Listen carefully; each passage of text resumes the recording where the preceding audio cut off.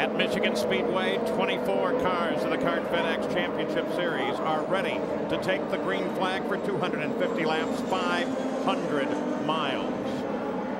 For the starting grid, Paul Tracy, with a new lap record, took the pole in a very tight battle with Michael Andretti and with Christian Fittipaldi. Tracy's teammate, Dario Franchitti, will start on the outside of row 2. We'll show you the entire starting grid here in a race that always favors the strongest of the engines. The field moving now, ready to begin to form up for the pace lap.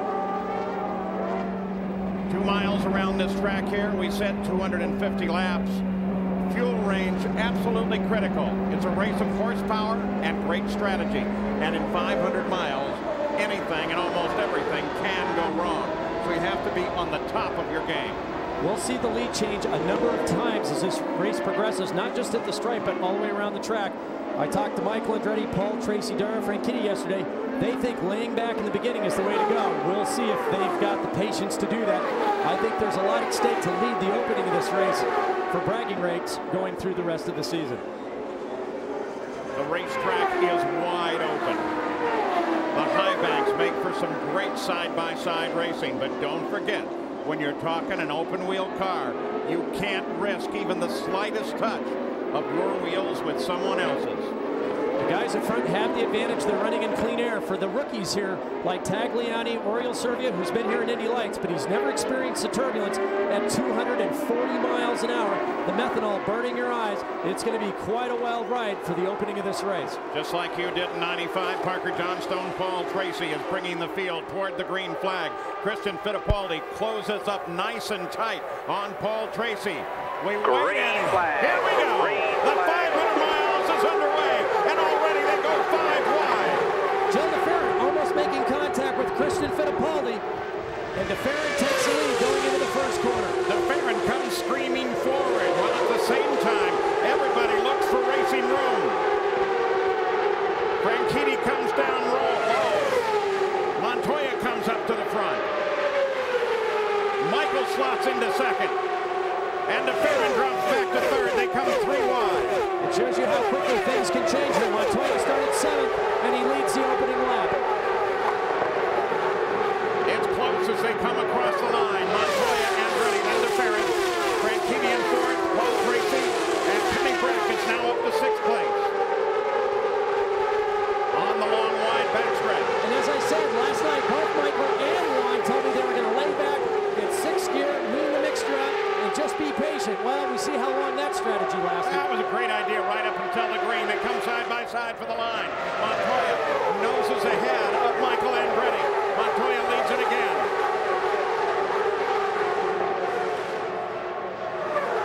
Michael Andretti drops back, looking at Montoya. Opening laps of 224 miles an hour. DeFerrin sits 3rd. Kenny Brack moved 2 more spots and is up in 4th place now. Unofficially, thus far we've had 6 different lead changes. Here comes Michael trying it again on Montoya. Michael high, he's got a good run on him. Michael grabs the lead.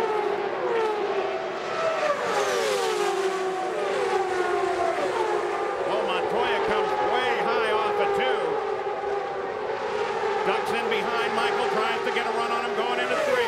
Montoya's got Michael. The lead changes again. That's the beauty of Michigan. You can run low, middle, or high. It gives the drivers the opportunity to take advantage of the draft produced by the Hanford device, make the pass and not get shut off going into the corners, and Michael goes right back around. Michael grabs that lead again. 5 laps complete.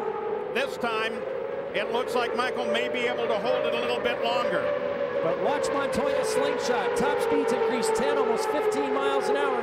Goes to the high side going into the 3rd corner. So much for that idea as Montoya takes the lead back from Michael Andretti.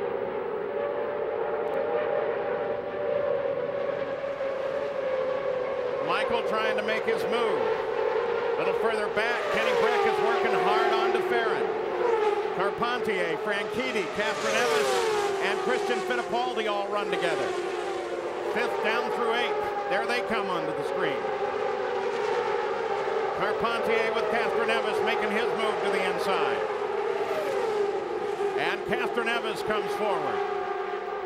Kenny Brack finally gets to Farron and moves to third place. And now starts his pursuit of second place Michael Andretti, who's trying for the lead.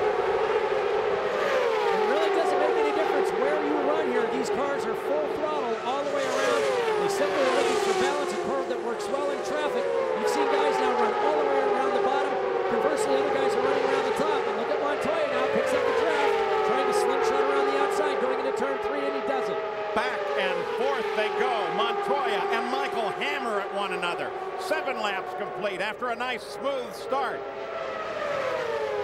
But when they got down into turn 1 on that start, boy, it was anybody's game. Brack back battling with DeFerrin. DeFerrin takes him back. The speeds have now stabilized to 224-mile-per-hour range. And it's at this point in the race that their crew chiefs are getting on the radio saying, okay, guys, come on, we've got a long race here. Watch the revs, watch the temperatures. Just record the last 5 laps and play him back in turn 3 because Montoya and Andretti continue at it. So do DeFerrin and Kenny Brack. Michael goes high on Montoya. You're right. Clear. They're listening to the spotters and telling the drivers who they've got behind them or on the high or low side. When you hear they're clear, that means the driver doesn't have to look in the mirror like Kenny Brack is there looking for Christian Fittipaldi. Christian Fittipaldi tries to go inside of Brack. Helio Castroneves is looking to the high side. Fittipaldi has Brack. Brack comes back at him. They both may end up getting to Farron before this one's over. Gil DeFerrin, his 100th career start. It's right now in third place.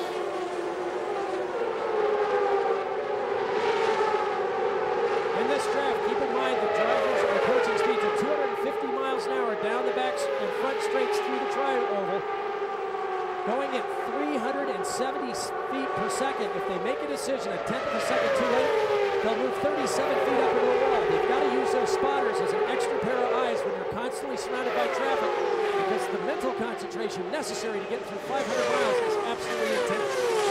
You've seen most of these come forward. Montoya, Brack, Castroneves, Cristiano D'Amato with a good move as well. Montoya is coming back as Michael Andretti. Thus far, we have had 22 unofficial lead changes in the first few laps of the Michigan 500. Last check, it was Michael, Juan, Gil DeFerrin, Brack, and Christian for Toyota Honda.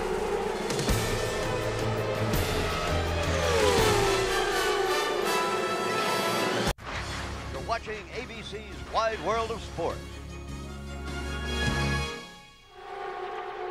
You think you've seen some good drives today? We're going to show you some driving. We're at Michigan Speedway for the 20th running of the Michigan 500. It started just a few moments ago.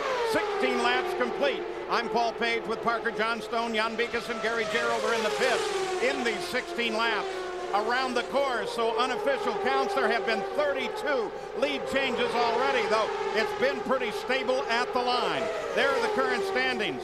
Juan Montoya is officially in the lead of the race, but he battles with Michael Andretti, who just got past him. But lap after lap, Montoya has been able to get back around Michael at the line. Michael was scored as the leader of lap number 17. We're on the 18th lap now. All the way through the field, the action has been fast and furious. You can see Christian Fittipaldi trying to move up behind Kenny Brack there. These guys in this draft are approaching speeds of 250 miles an hour down this back straightaway. Watch how they use the draft to their advantage. There goes Michael Andretti on the high side of Juan Montoya. We're seeing these changes all the way back through the pack. Montoya, this year's Indianapolis 500 champion, just behind him, last year's Indy 500 champion, Kenny Brack. Montoya goes to the inside of Michael Andretti. And once again, Montoya grabs the lead back. Kenny Brack now looks at an opportunity to go down low on Michael Andretti. Gil DeFerrin moves in on the high side. Helio Castroneves is there. Helio Castroneves now sits in fourth, not DeFerrin. And Christian Fittipaldi's behind him. Paul Tracy broke the track record and started on the pole. He is now 14th in just 18 laps. There's Tracy. But Parker Johnstone, the trick here is to keep the car alive for 500 miles. 7.9. Is car okay? That's Paul's engineer. I got a big Porsche 3 and 4. Paul Tracy talking to his engineer, Tony Sekeli. They're already getting ready for the first round of pit stops. We won't see that for another 15 to 18 laps, but they want to know what sort of changes they're going to make. But as you said, the strategy of the past was to get the car perfectly balanced over 450 miles to sprint that last 50. I talked to Michael Andretti, Dario Franchitti, Juan Montoya, and Paul Tracy last night. They said, we're going to put it up in 6th gear. We're going to lean the fuel back and cruise to make sure we've got a good car underneath us. Well, guess what? As you said earlier, as soon as that green flag came out, that strategy went out the window, and all we're seeing is flat-out sprinting. Now is Kenny Brack looking underneath Helio Castroneves.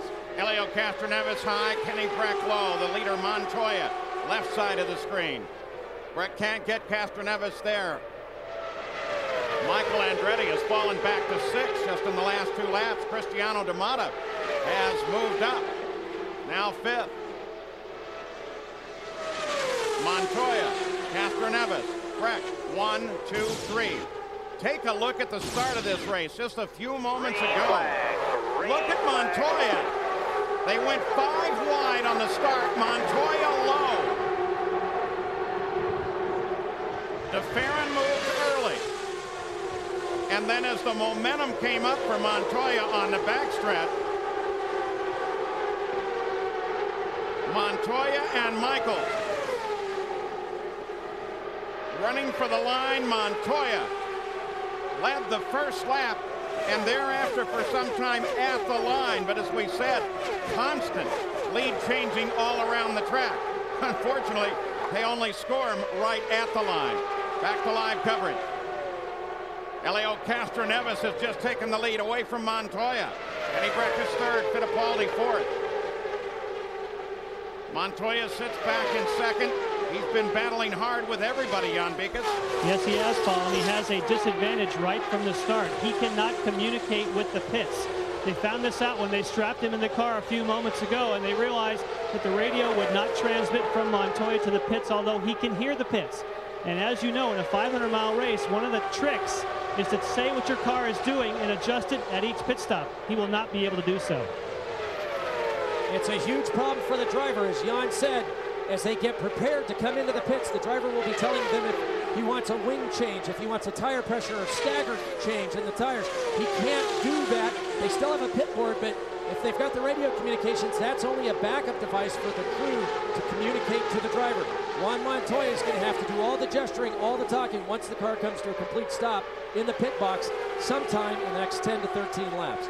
Already the front of the field has begun to encounter some of the slower cars. Luis Garcia Jr. that the leaders just went around. Castroneves, Montoya, 1-2. Cristiano D'Amata is sitting 4th now. We mentioned him a moment ago as he ran down the backstretch. He came off of a very good showing a week ago at Toronto where he led in the early going. He's fully capable of winning here today. The leaders work around Shinji Nakano. You heard one of the spotters' voices saying clear.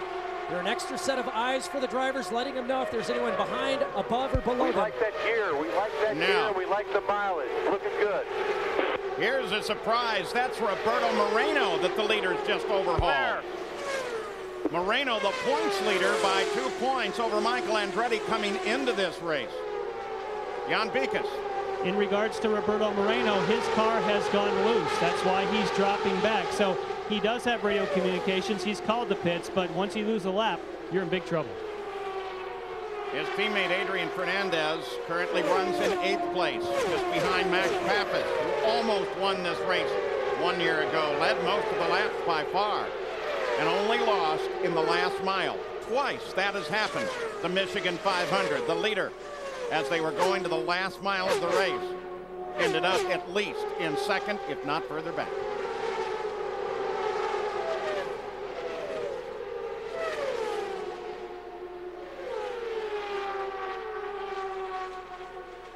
Fittipaldi looks for Kenny Brack.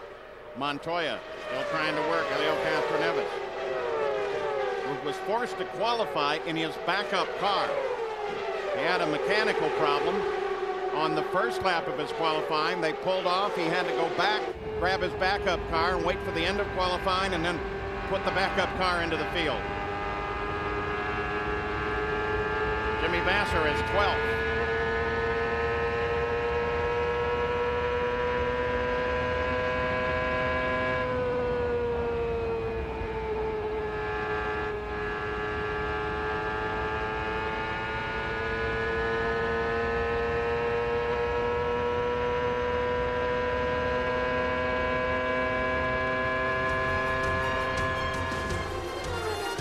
Just beginning the 31st lap of the Michigan 500 after 29. Here was the running order: Honda, Toyota, and then 2 Fords.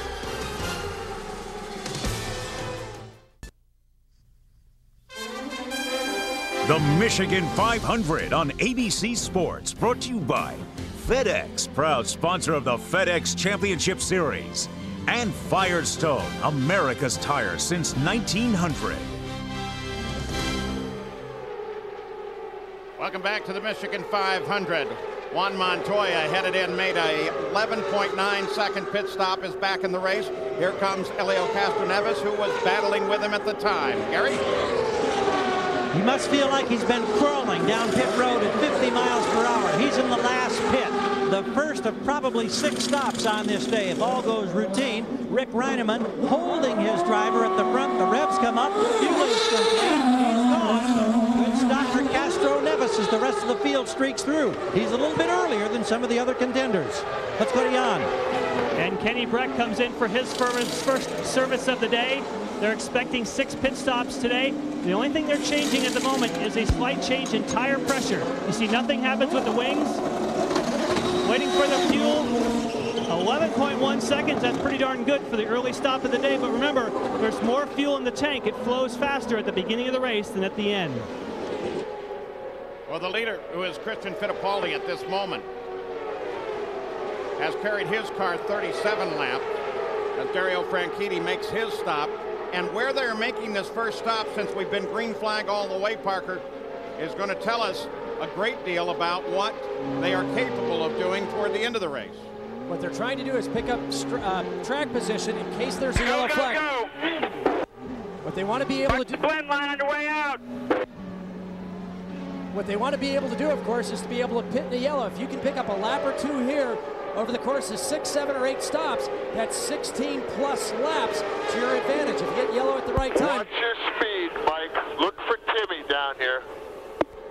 Michael Andretti makes his stop. His teammate Christian Fittipaldi is still on course. Gary? 4 tires and fuel. Hit your marks, Mike. There's the command from Kenny, and Mike hits the marks. They got downforce. They got a couple of more laps than most of the other top contenders. Helmet cam up there in the right front. And boy, with a lot of smoke off those rear wheels, Michael is gone. Now they await in the adjacent pit, Christian Fittipaldi, his teammate. And Christian able to get another lap out on this first fuel load. Hit your marks.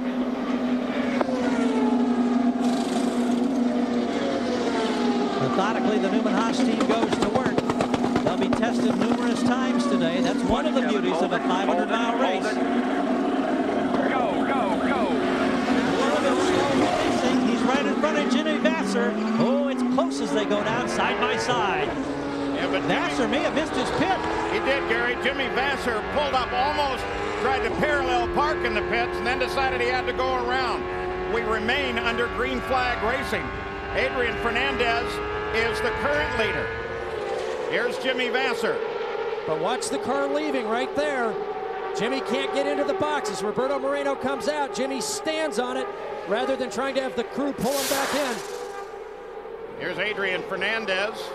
Comes into the Patrick pits, makes his stop, and does so on the 39th lap. When they have to slow for the pits, it's nearly... What's the problem down there with Fernandez? Just a loop coming off of the end.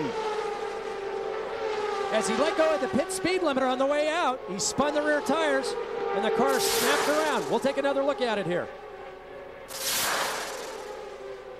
The yellow comes out, though the car itself is just beyond the blend line. at the entrance to the pits works pretty good for Jimmy Vasser, who is finally able to get his stop done and does so on the 40th lap. Kart safety team rolls up to assist Adrian Fernandez.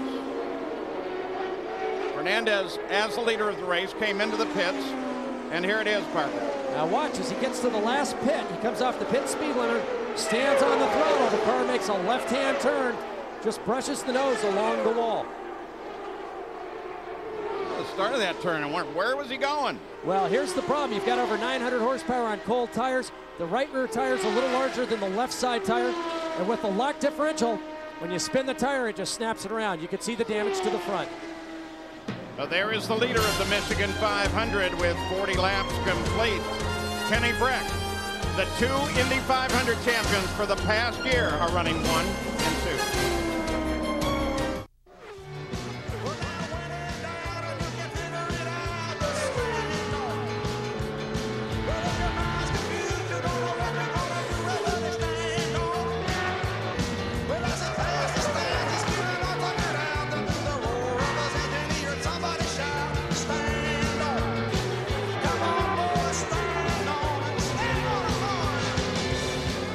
They've been standing on it at the Michigan 500. Kenny Brack, under yellow, is the leader of the race. Adrian Fernandez came back in hoping for a new nose on the car and a couple of tires. Kenny Brack is the leader, but this year's Indy 500 champion sitting right behind him, Juan Montoya. Helio Castroneves is third. Christian Fittipaldi is fourth. That's the way they'll be when they come back to green, with all of the field now completing their first stops. Jan Beekes? Paul, while we were at commercial, Adrian Fernandez came on to pit road and they changed 4 tires, but they did not change the nose. And it is in fact smashed back about to this portion, and it's just flat here. And John Ward, his engineer, said, we don't care if this is missing because back here the wings are fine. This is what produces the aerodynamic downforce. But I was surprised. I thought with that punched off nose, you'd have all kinds of drag, aerodynamic drag at the front of the car. They decided, we're not going to change it. That's fascinating. Spent all those hours in the wind tunnel. I guess that's something you know. There is Fernandez, who, with all of his problems, has dropped well back in the field. This was the view from his camera as he headed out of the pits. Leaves the pit, shifts up. Now watch his hand here as he comes off the button. Hits it, stands on the throttle, lights up the rear tires, makes a left-hand turn, punches the nose into the wall.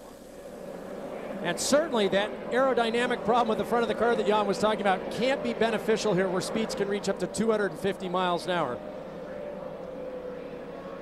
The rookie Kenny Brack will bring the field back to the green flag. Now, don't forget, after our coverage here, we'll go back to some driving. It's been a historic day at the British Open presented by MasterCard, and ABC Sports will take you back to St. Andrews for the concluding coverage of the British Open presented by MasterCard. So under the caution for Adrian Fernandez, got a glimpse from Mark Blundell's point of view. Blundell does pretty well in these long distance races. Unfortunately, last year, Mark Blundell was not here. He was injured in a testing accident over at Gateway at St. Louis. Now, this is Memo You get close Gidley. to the guy in front of you, it'll help you a little bit with temps. The voice is John Della Pena, the owner of this car. Normally, Norberto Fontana would be in here, but he's had He's going to go green next time. very little opportunity to test on ovals, and so they made the decision last Monday to put Memo in the car. He's become the new super sub of the year.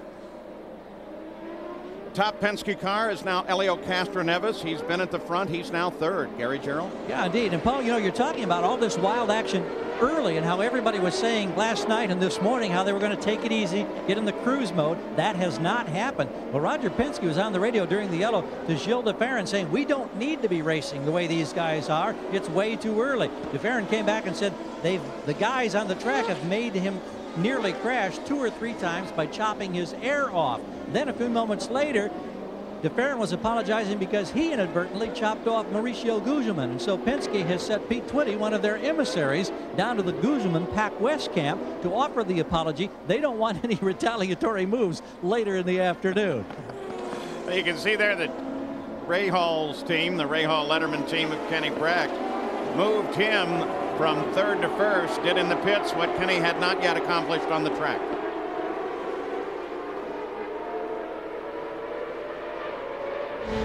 Green flag comes out again on board the nose of Max Papis.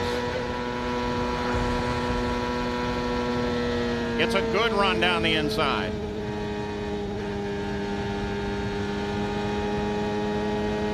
He's going to get caught up behind Gidley as he comes off there. Christian Fittipaldi comes just inside of Max Papis. It's a battle for fourth. Now you're on board with Cristiano D'Amata. He's back behind Fittipaldi.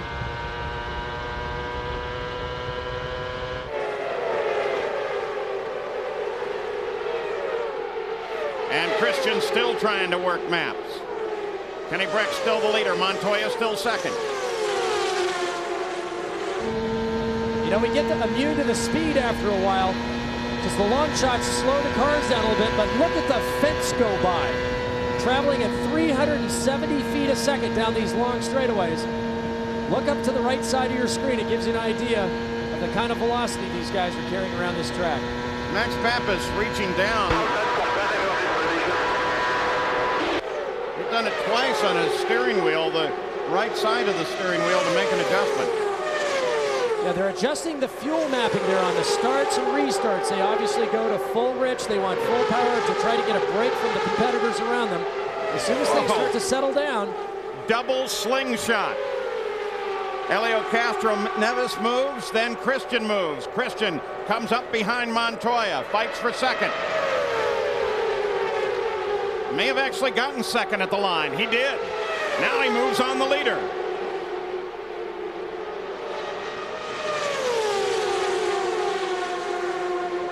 But he really cannot yet contest Kenny Brack.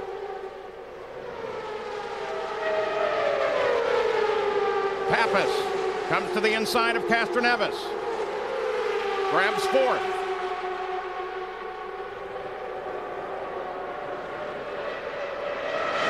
And now look at Christian in the draft. Top speed increases up to 10, sometimes 15 miles an hour. Montoya now looking on the high side, but didn't get a good enough run on Kenny Brack.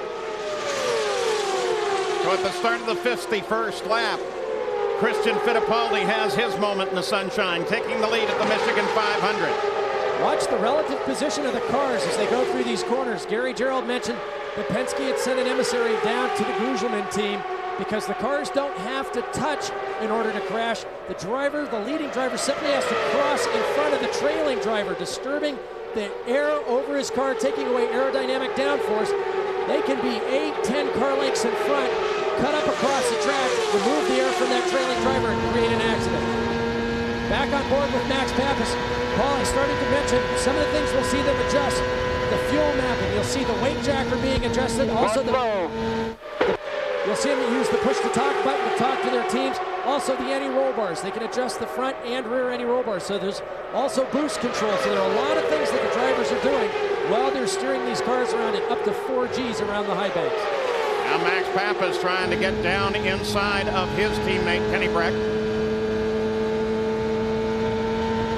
As back and forth, this battle within the top 10 continues to run. Christian Fittipaldi is still at the front, Gary Gerould. Yeah, and the radio from the team is telling him they don't want him to lead so much. And apparently, we don't know. We can only assume it's because of the fuel conservation mode. If you're out there punching a hole through the air first, you're obviously going to use more fuel, more horsepower. If you get back in the draft, you can just kind of feather that throttle along. And I'm sure Parker can relate to that with all the laps that he's run at speed at this place over the year. Montoya's led the most laps to this point, but it's still a pretty good fight. 5 different guys have been in front. And Gary, that's exactly right. It not only conserves fuel, but it helps take some of the stress off the engine. These cars turn 15,500 plus during the course of the race. They try to breathe the throttles as often as possible, try to get the oil and water temp stabilized, try to give the engine some breathing room. But the fuel conservation is probably the #1 idea. We saw differences between that first stop of up to 6 laps. You multiply that over 6, 7, 8 stops, that's a difference of over 50 laps towards the end. You could save a stop and win the race just because everybody else has to pit. Here is the defending champion, Tony Kanaan, who is back in the car after a 4-race absence and driving with a cast on his left arm, Jan Beekes. Yes, and they're beating on the right side pod. It appeared as though one of the aerodynamic devices on the right side pod came loose. They ripped it free. As long as he was here, they topped it off with fuel, but not the way the defending champion wanted this day to go so far. And the problem they had is that they were having high water temps, and I think that that vortex generator, the aerodynamic device, was laying across the top of the exit, not allowing full airflow through that radiator. They wanted to get that corrected. Great job by Tony Kanaan. It's only been 37 days since he's had surgery for the multiple fracture of his left arm. Yeah, but if Adrian Fernandez's engineer, John Ward, didn't care about that big blunt nose, why would they care about that on the side?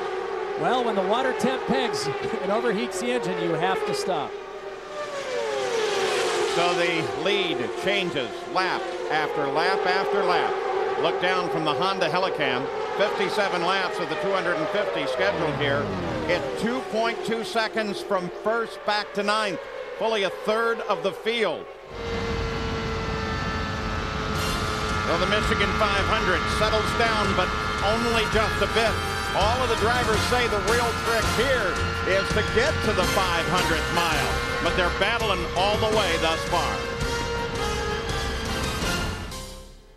Back at the Michigan 500, we use our first Toyota Spotlight to show you the action while you have been away. Kenny Breck was the leader when we left you. And then Michael Andretti moved on Kenny. That sent him back to fourth and put him in a battle with Juan Montoya. And Helio Castroneves was able to come up and do battle, take the lead for a lap, and then Michael Andretti went back to the front of the field, and this is the battle behind Andretti. Michigan 500 thus far has had 50 unofficial lead changes. That means lead changes all around the track. Officially, they only count them at the start-finish line. Michael Andretti is now the leader. Juan Montoya was up sitting there in second place with Helio Castroneves working on him. And the other Indy 500 champion that's in this field, the champion from a year ago, Kenny Breck, is in there in fourth place as Castroneves moves around Montoya. The defending champion of this race, who drove through pain with a cast on his arm trying to get back in this race, appears to be the first one out. Jan Beekes? Yes, what a change of fate. You win last year, and now you're the first out. What happened, Tony? Well, we had some temperature problems, and you know, the water temp started to get too high, and we didn't want to risk anything. You know, we were just could make a lot more mass, and I could hurt myself and hurt the car, and it's great to be back. I was having a lot of fun. The car was really good. You know, I would like to say thanks to Dr. Ovi and Trammell, who took care and put me back in the car that quick, and guys, we're back. Unfortunately, it wasn't in the way that I wished last night, and I had a dream that we would finish this race, but let's go to Chicago. We have to think forward. How'd the arm feel? Great. The arm is much better than my car right now. Thanks, Tony. Thank you. Only 37 days since that injury. The arm feels great. Nothing like being a 25-year-old superhero to come back from multiple fractures in only 37 days. There is Christian making his move down low. Montoya tries to make it as they all come around Shinji Nakano. And Tarso Marquez just ahead of them now. The leader, Michael Andretti, works around Tarso. And now here comes Kenny Breck pass.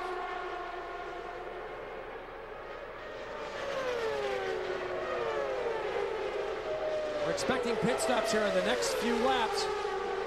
And it's a matter of fact, there they are. Helio Castroneves comes out of that battle at the front and heads down for some Penske service. Gary Gerald? We understand no changes for Castroneves. You can't help but wonder, since he's been the first in the sequence both times, obviously not getting the mileage some of the other contenders are. We'll watch them perform what we expect to be routine service, fresh tires and 35 gallons of methanol.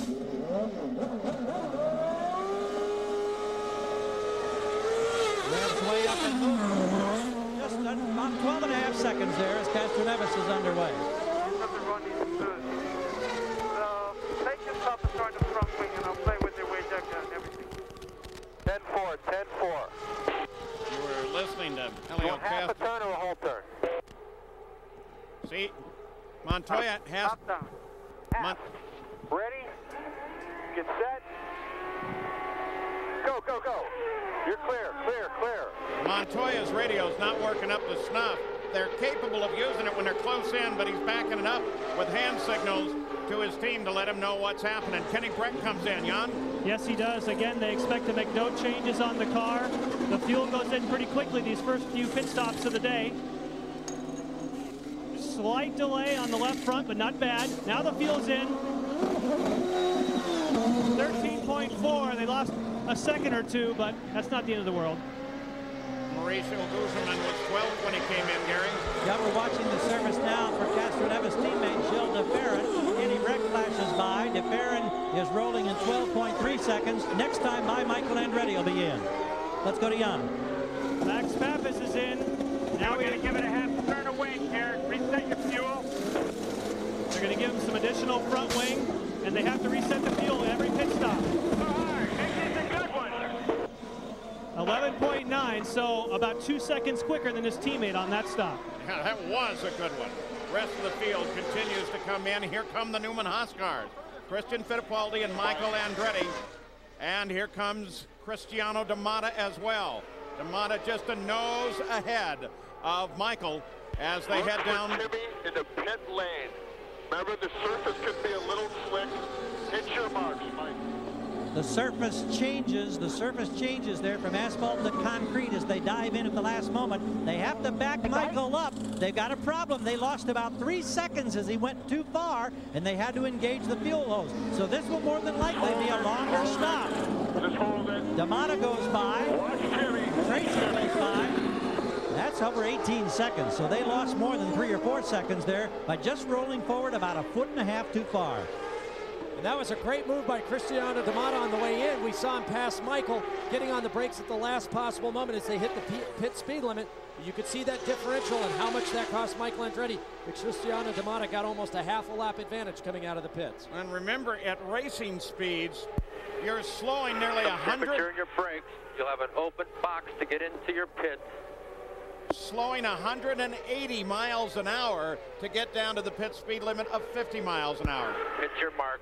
Good stop.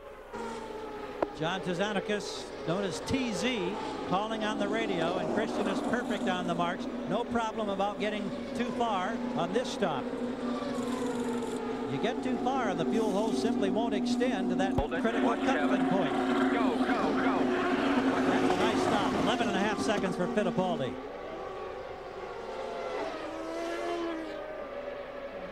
Jimmy Vasser was the leader.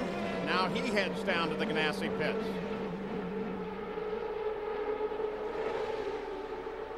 This too should be routine service. 81st lap for Vasser.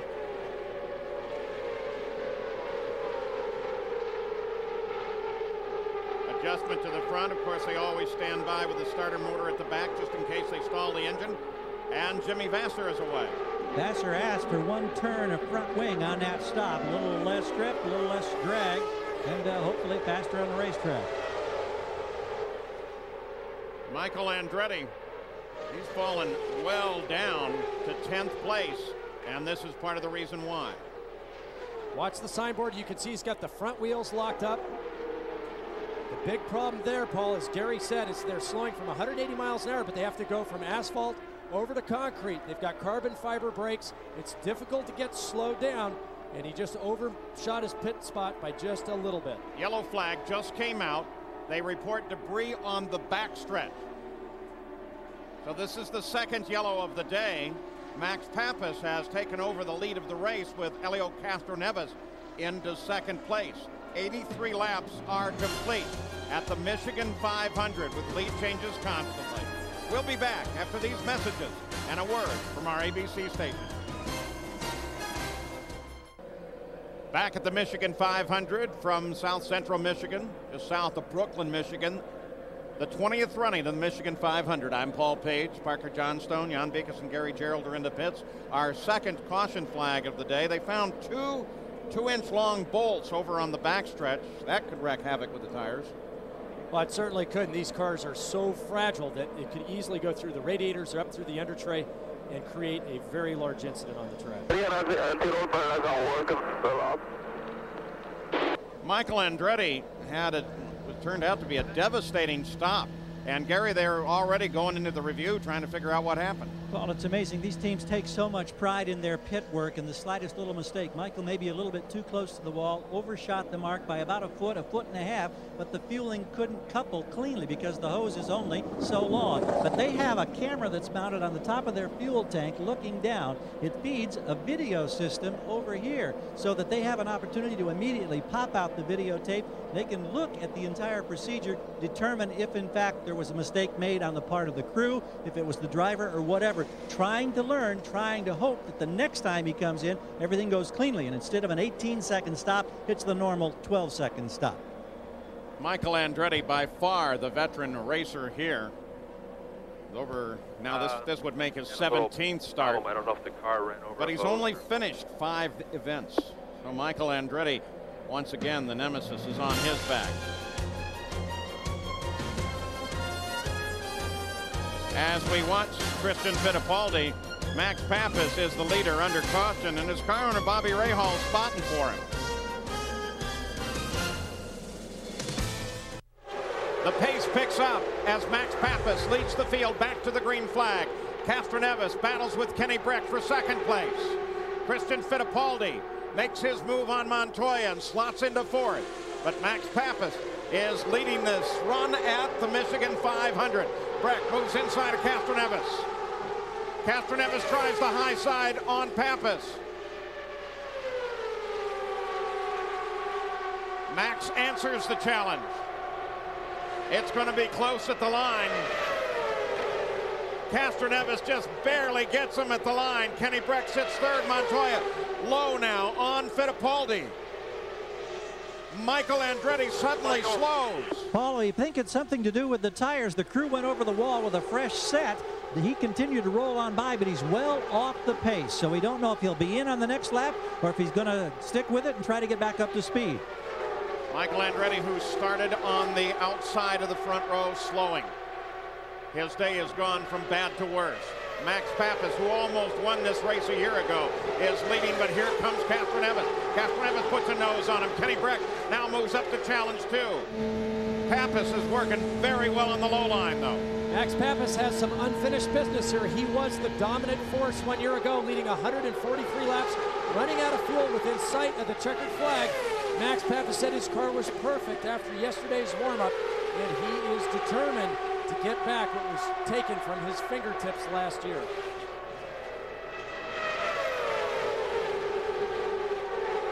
And Bobby Rahal, he is up on top of the grandstand. He said he was talking to his car. He's not.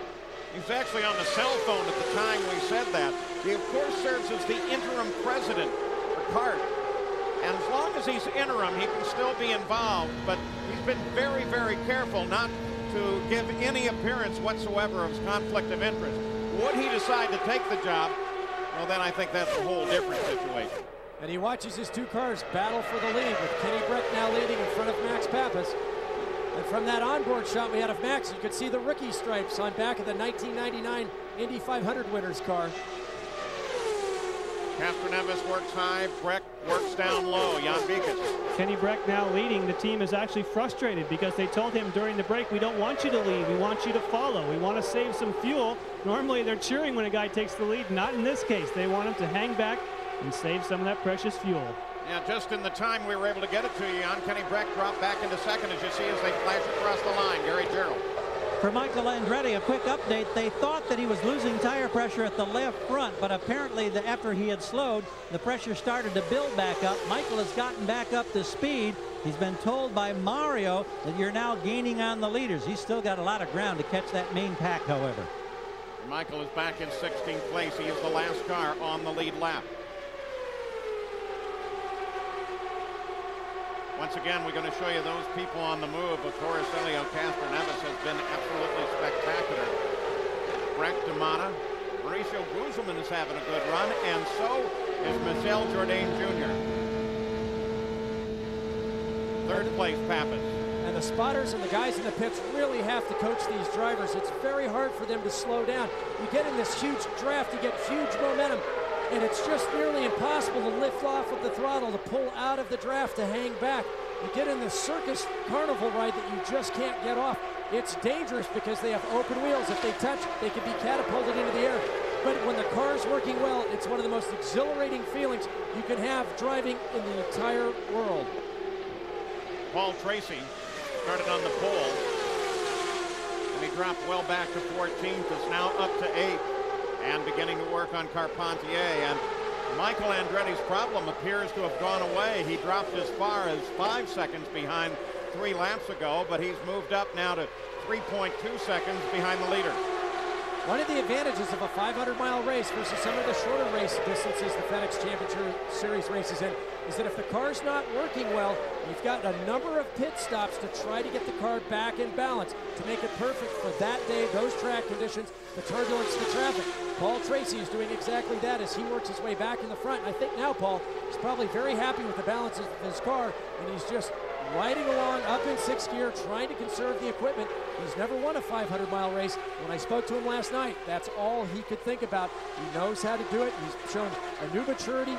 He's been conservative, and I think Paul's very happy with his car right now. On the 93rd lap, Michael set the fastest lap of the race at 230.8 miles an hour. And there's Christian Fittipaldi up battling with Kenny Brack. Oh! Kenny Brack and Christian Fittipaldi get together. Off at 2. And I just mentioned that if this had been a Winston Cup car, they would have just rubbed fenders. Nothing would have occurred, but with these open wheel cars, just the slightest touch, and it'll put someone in the fence or up into the air. They're lucky the cars don't get airborne when they touch like that.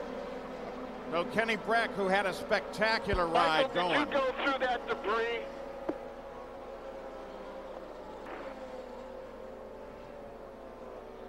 To make sure Kenny's okay. In fact, the safety teams have now asked the drivers, you know, give us a wave or something. Here it is, Parker. Coming off of turn 2, Kenny's almost up against the wall. Christian lets the car out a little bit to the outside. They make contact. Kenny locks his left front wheel in between Christian's right front and right rear. Now watch as they come off the corner. Christian starts to drift up high. Kenny heads for the outside wall, trying to squeeze in, and he just makes contact with that right rear wheel. Gets a little bit of air, makes heavy contact. And he's lucky that car didn't go higher in the air when they touched wheels like that. Kenny already up in the gray there on the outside. There's almost no rearward visibility to these cars. Christian may not have known that Kenny was getting a run coming back up the outside. You rely on your spotters to tell you that. And essentially, Kenny had no place to go at that point. Really, the wall is actually what kept Kenny from going higher. Now, Kenny's okay. You can see him lifting his visor there as he slowed down. As they come out, Kenny's already at the top of the groove. Christian just lets the car out a little too far. And like I said, Kenny had no more room to the outside against the concrete. His car makes just a little move to the left as they come off the corner. Now at this point, Christian thinks he's got the pass done. He starts to use the road to the outside, and I'm sure he just had no idea that Kenny was there. Well, Christian Fittipaldi has headed into the pits. Gary, they're concerned about what the damage is to his car. Yeah, Christian is radioed. He believes he has a puncture. Just do the tire only. No fuel. No fuel because the pits are closed. They can say that it's, and the crew is really angry about the fact that they won't be able to fuel. But that's what we've heard from the kart crew, or kart official, to the crew. So they've changed the tires. They're looking over the suspension. Now Christian goes back out, but he couldn't take benefit of that stop and add fuel. And Gary, there looked like there was some pretty heavy right side damage to Christian's car when he came in. Most everything from mid-car back on the right side pod appears to be damaged. So we'll keep track of Christian Fittipaldi as they clean up the debris from Kenny Brack's accident. You saw Kenny Brack was moving in the cockpit, appears to be fine. We'll be back. Back at the Michigan 500, where Jimmy Vasser, under this caution, pulled off of the course and through gate 12 at Michigan and has joined the spectators. Apparently something wrong with the gearbox on that machine was the first report. Now this Toyota Spotlight, we're going to take a look at the situation with Kenny Brack that set up the caution period. It occurred off of turn 2 on the 98th lap. Kenny on the high line. Christian Fittipaldi lets the car out to the wall. No place for Kenny to go. Watch here. Watch the contact. Right front, right rear of Christian Fittipaldi to the left front of Brack. And Can't do that with these open wheel cars. The official word now is that Kenny Brack is okay. We assume that because, as Parker pointed out a little bit earlier, he actually reached up and opened his visor while he was still rolling almost at full speed just after the accident. There's your full field rundown. Here's a note that's going to distress the Roberto Moreno fans. Jan Bigas, Bob, is out of the race. Yes, unfortunately he is. And Roberto, what put you out? Well, this is racing. The Vision crew did again a good job today. Unfortunately, we had a handling problem and also a gearbox problem, which we're not sure what it is. But, you know, racing is like this. We've got ups and downs. With a bit of luck, those 2 downs that we had the last 2 races is our bad luck out of the way. And the Vision team will be strong back again and we'll be fighting for the championship again. And for Roberto, he talks about the downs. That's 2 races in a row. Gearbox has knocked him out. As Gale Truis picks up the speed on the pace car and starts to leave the field behind, it will be Juan Montoya that'll bring the field back. When Max Pappas brought the field back out of the last caution, he really slowed the field down so much that they were actually saying, come on, pick it up, pick it up, pick it up. Adrian Fernandez got his lap back, now runs in 8th place. There are 16 on the leader lap. Pace comes up for Montoya. Green. D'Amata looks slow. A look way down. Max Pappas takes it all the way down below the line, while at the same time Tracy comes around the outside. The spotter stand for the drivers is located about 100 feet away from our booth, and as they did that, I saw numerous hands go up there. They were covering their eyes, watching them go down into turn 1. Paul Tracy, who started on the pole, then fell back to 14, now works his way up in the front. Castroneves is at the front of the field. Tracy, then Pappas. Tracy moves on the leader.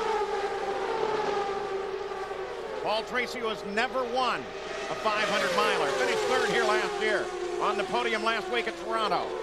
Established a new track record in qualifying, besting Jimmy Vasser's effort from 1996 at 234.9 miles an hour. Had early handling problems, but during the course of those pit stops has now got the car working very well. Montoya now comes up around D'Amata into 4th. Lindsey Nakano has reported a problem. He's been dropping further and further back. But I don't like that too much. Just drop back when you can. Barry Green talking to Paul Tracy. I was about to say this is a cat and mouse game. Do you really want to lead? I think now the drivers are just seeing how their cars are out front in the lead in clean air. The smart thing to do is to fall back just a little bit, maintain contact with the leader, but use the draft to help carry you around, breathe the engine, get mileage, and wait till the last half of this race to sprint to the end. Gil de Ferran, who made a good move at the start and was up running with the leaders, is now back in 7th, Gary. Yeah, and Paul, we had a report, and right now we're watching on pit road. Shinji Nakano has come to a stop directly in front of the last pit box, and cart officials have run out there to check on him. Revs come up, and now he starts to move the car, and I don't know if he's just going to try to pull it out of the way. That appears to be the case, yes. Now, as for de Ferran, on that incident involving Kenny Brack and Christian Fittipaldi, we saw all that debris flying in the air. One of the chunks came down and actually hit de Ferran, apparently on the left hand. He says it is hurting him considerably, but he is continuing to try to tough it out now that we're back under green. But Gary, have they had a chance, the team had a chance to look at what the nature of that injury might be, or has de Ferran been able to report on it beyond an impact? Only heard that it had something to do possibly with the index finger on his left hand, and he's just trying to hang on. Meanwhile, concern over Christian Fittipaldi's car that stays on the track. Because he had to pit when the pits were closed, he goes to the back of the field for that last restart. And there was some concern about damage to the right side pod, but apparently it's not impacting the performance of the car at this point. Christian Fittipaldi in 16th, but that's only 4.5. And it's interesting now we've got 2 wounded cars with Adrian Fernandez and Christian Fittipaldi, with cars that are obviously producing a lot more drag, aren't as aerodynamically efficient as they should be. These teams spend lots of money, lots of time in the wind tunnel, especially for Michigan, getting the cars as clean as they possibly can, and yet it doesn't seem to impact the performance when you've got this huge draft carrying you down the back straightaway. It speeds up to 250 miles an hour. Jan Bigas, Paul Tracy came up to the front, did battle with the leaders for a bit, And now he's dropped back into 6th place. Yes, in fact, I asked about the handling of the car. Did they have it fixed? And Barry Green told me that's why Paul Tracy wanted to lead, because his car is fine when he's on his own, but he's having problems with the handling as soon as he's in a turbulent airstream. Well, now Tracy and Michael Andretti side by side. Tracy low, Michael high.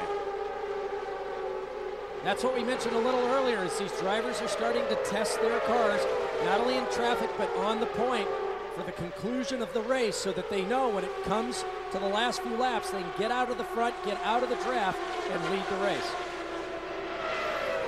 Here's how the engines are faring. An interesting battle there. It's a Honda out front, a Toyota in second, a Ford in third.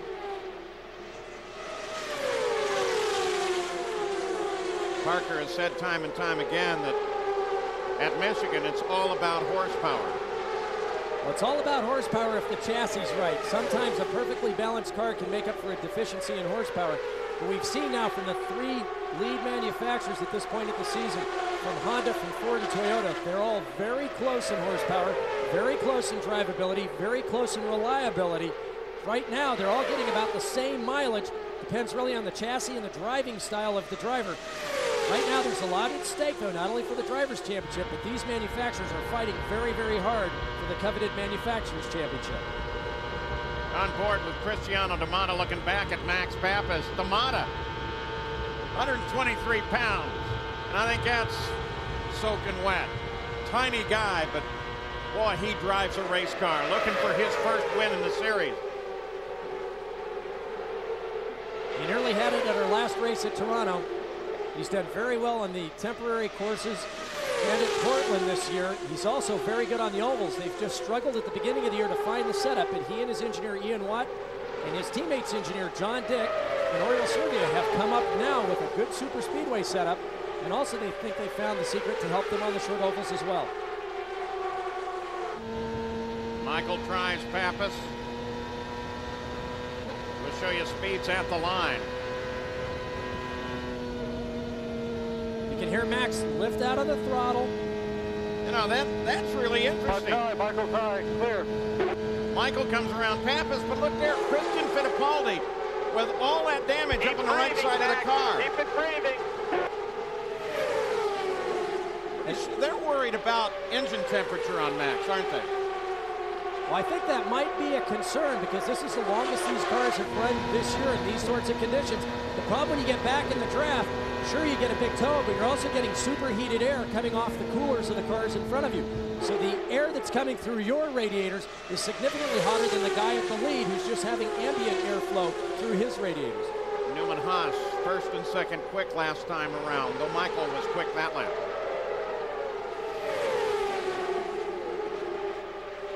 Michael is now up working on Cristiano D'Amato. Pappas and Carpentier. Carpentier finally makes his presence known up toward the front of the field. His best finish thus far in the FedEx Series, a second. Still looking for his first. Carpentier ahead of D'Amato.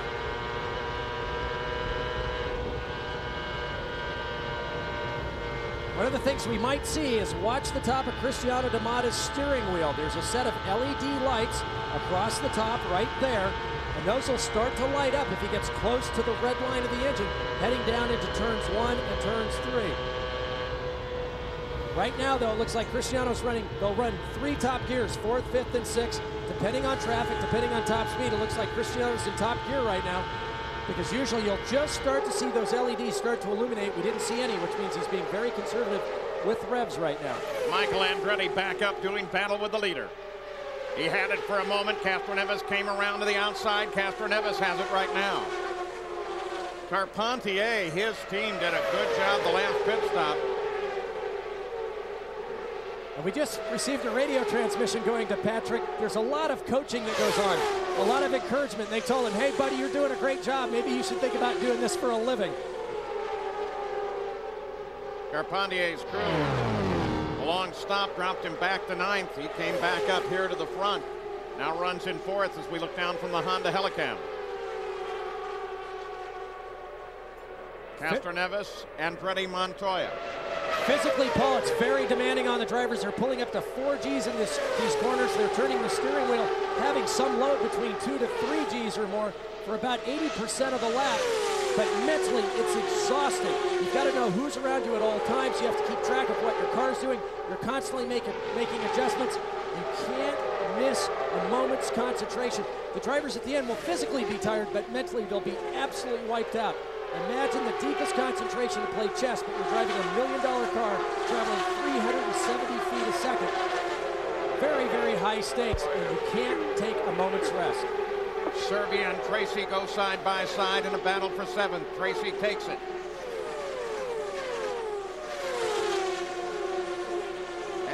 Average speed now at 174.7 miles an hour. They set a blistering pace early on, nearly 20 miles an hour faster, but the cautions have cost them. The race record is owned by Al Unser Jr. 1990 at 189 miles an hour. Oh, Michael right up there, almost touching the left rear of Castroneves as Michael goes for the lead again. Next time around will be the halfway point. 250 miles in the Michigan 500. Castroneves maintains the lead. So it's Honda, Ford, Toyota, Castroneves, Andretti, Montoya, Carpentier with some good moves up into fourth. We'll be back with more after these messages and a word from our ABC station. The Michigan 500 on ABC Sports, brought to you by Honda, proud sponsor of the 2000 FedEx Championship Series. At the Michigan 500, Michael Andretti and Helio Castroneves continue their battle for the lead. There have been 80 lead changes unofficially thus far in this race. I'm Paul Page with Parker Johnstone, Gary Gerould, and Jan Beekes. We have seen a great Michigan 500. Only 3 cautions to this point, but 7 different leaders and 24 official changes. Official means that that's the leader at the line. But more often than not, they pass coming off a 2 and again going into 3. We've seen that constantly. Out of the race thus far, Jimmy Vasser pulled over. Roberto Moreno, they told him to park it. Kenny Breck was involved in the accident in contact with Christian Fittipaldi. And Tony Kanaan went out of the race early. Tony is the defending champion, already a spectator here. But Gary Gerould, what happened to Jimmy Vasser? Well, he just comes back out to pit road. What put you out, Jimmy? I think something with the gearbox. You know, I got stuck in between gears one time, and then I got it out, and then it happened again. Just got there was no drive, and we were stuck in between gears, so something happened in the gearbox. Was that car good enough to be up there to get a win or a podium finish today, do you think?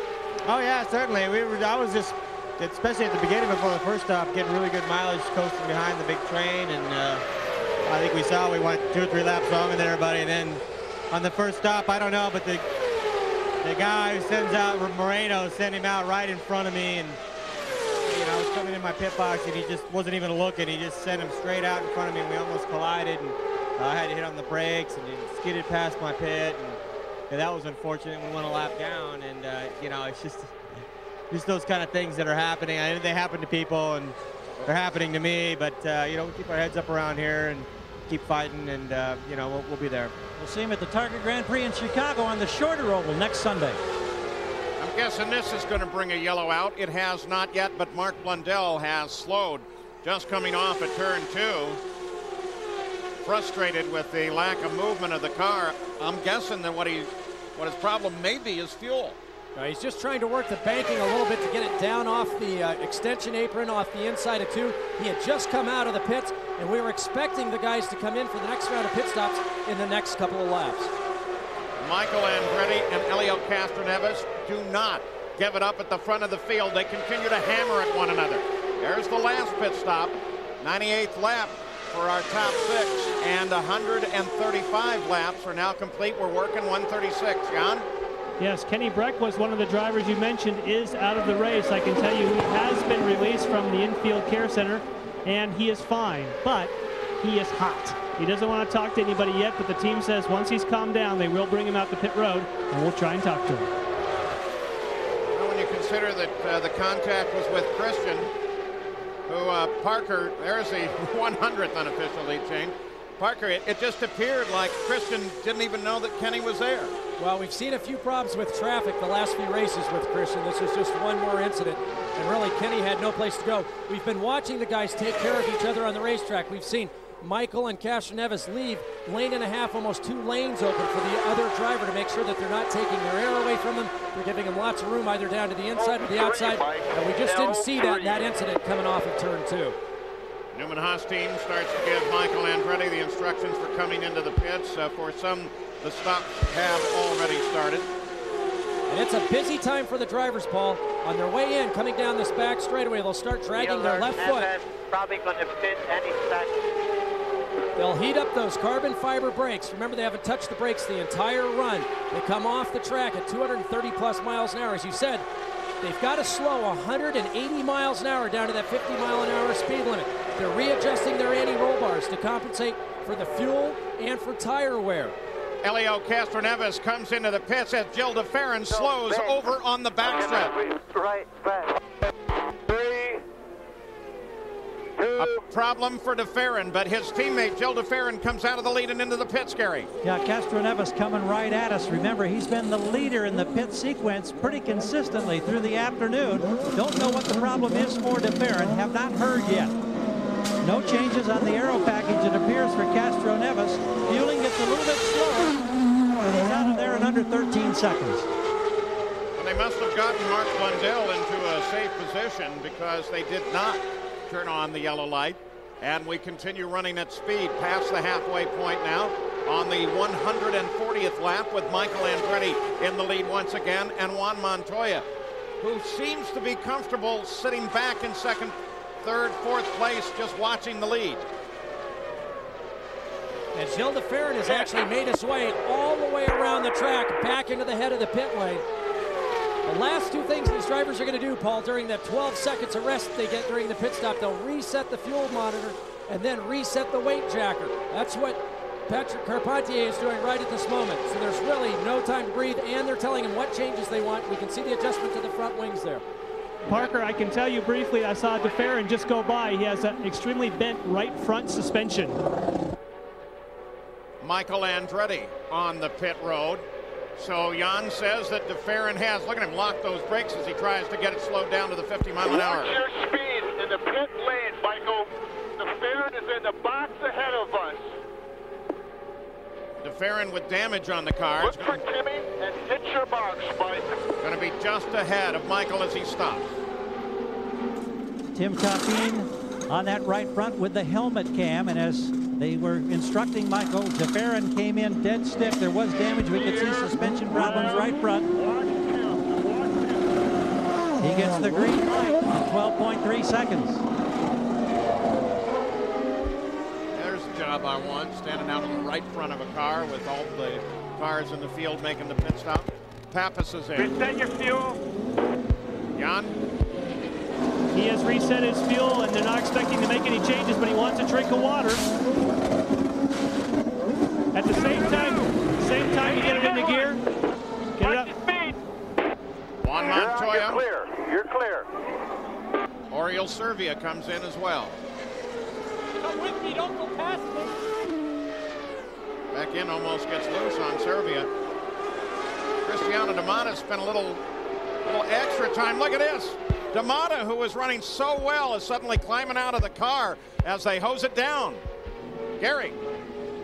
Just arriving from the Newman Haas, or the target pit where Montoya made his stop, and they're scrambling to get Cristiano out of there. A lot of water dumped around the cockpit, so something was hot for a moment. Now he comes out, appears to be okay. Don't know what happened yet. We'll try to find out. Well, you can see some scorching on the back of his driver's suit. And the big problem with methanol is you can't see when it's burning. D'Amata gives us a thumbs up. I'm okay. Everything's fine.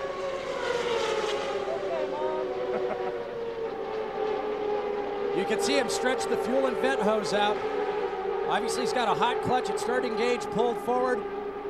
They're going back to restart it. Then they jump back from the car. Obviously, they had a surface fire on the bodywork.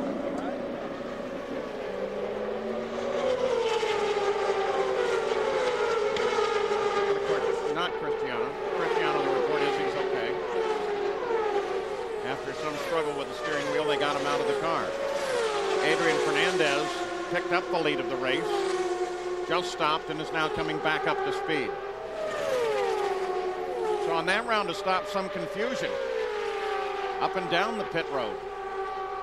The amazing thing is that, to me at least, is that Christian Fittipaldi still stood in 6th after that contact that took Kenny Breck out of the race, and despite the fact that Fittipaldi has some pretty severe damage on the right side of the race car. The lead changes. Record, of course, 63-31 today after 29 last year. Michigan always gives us a good race. Those are official at-the-line lead changes. Andretti, Montoya, Castroneves, Pappas, the top 4. And they're all right together. So is Michael Andretti going to look for a 3rd win at the Michigan 500? It is possible today. The engine battle is still Ford, Honda, and Toyota.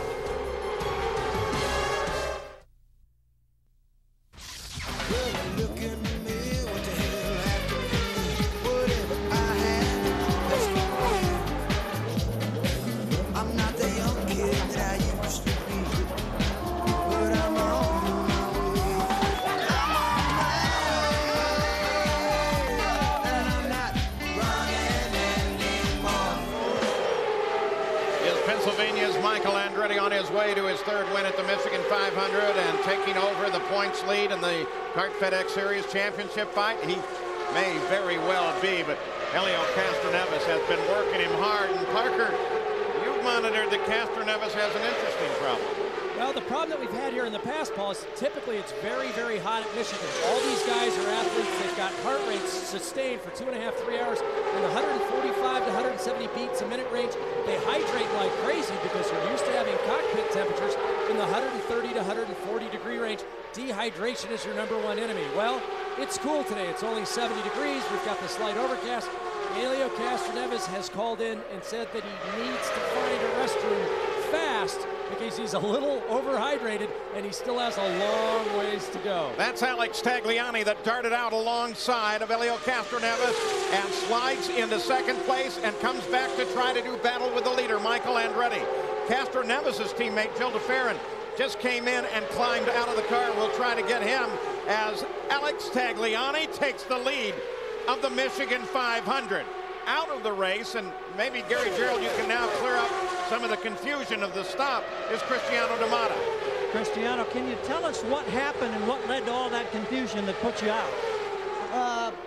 When Barrett, my crew chief, he moved away to go to the front wing. It was basically the same movement that we organized that was for me to go. So I thought was for me to go was misunderstanding. Our fault, we'll fix it for the next race. Really, because we gave away a couple of points that were going to be important. Now, and I understand the crew member he's okay. Everybody's all right. Nobody was hurt here. No. At least that's good. From everything bad that happened here today, the good thing is everybody is fine. We appreciate that. Thank you, Cristiano.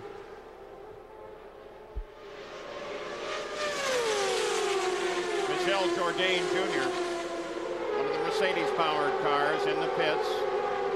Remember, the team is Bentonhausen Motorsports. Our owner, Tony Bentonhausen, his wife, and some very close friends killed in an aircraft accident. Tony Bentonhausen's best finish, though, came here in the very first Michigan 581. He officially scored a 2nd. Pancho Carter won it, but there are a lot of people here that think that Tony Bentonhausen may have in fact won that race. Never scored in the race win. Alex Tagliani, the rookie, 157 completed laps. We worked 158.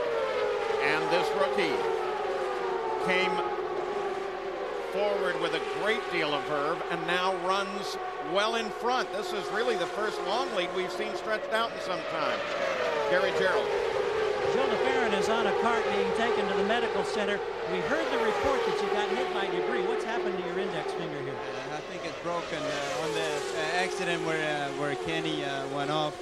A piece, I think it was his rear wing, came right in my cockpit and hit my left hand, and it was really sore from them on and there on. And we're trying to brave it, but and you know, Kyle was handling well, and I was just biding my time there. But we got a hit on the front end by Jourdain, and it bent the right front suspension. That was that. How hard was it to drive with the finger in that condition? It was difficult, you know, because the whole hand started to go numb, and I kind of had to start driving only with my right hand. But you know, you got to do what you got to do. Well, the concern then becomes what happens for next week, and I guess you're about to go find out. You'll be all right. All right. He says he'll be all right. We'll take his word for it. Keep in mind the drivers' heads are pinned, so if they're behind a wreck, there's a lot of debris. They have no ability to duck or to move from side to side. With these kinds of speeds, you can't make an abrupt movement with the steering wheel. I've seen half shafts, gearbox parts, pieces of engines flying, and you just close your eyes and hope that nothing hits you in a vital place. And I'm glad Gilles de Ferran didn't have any serious injury in his finger.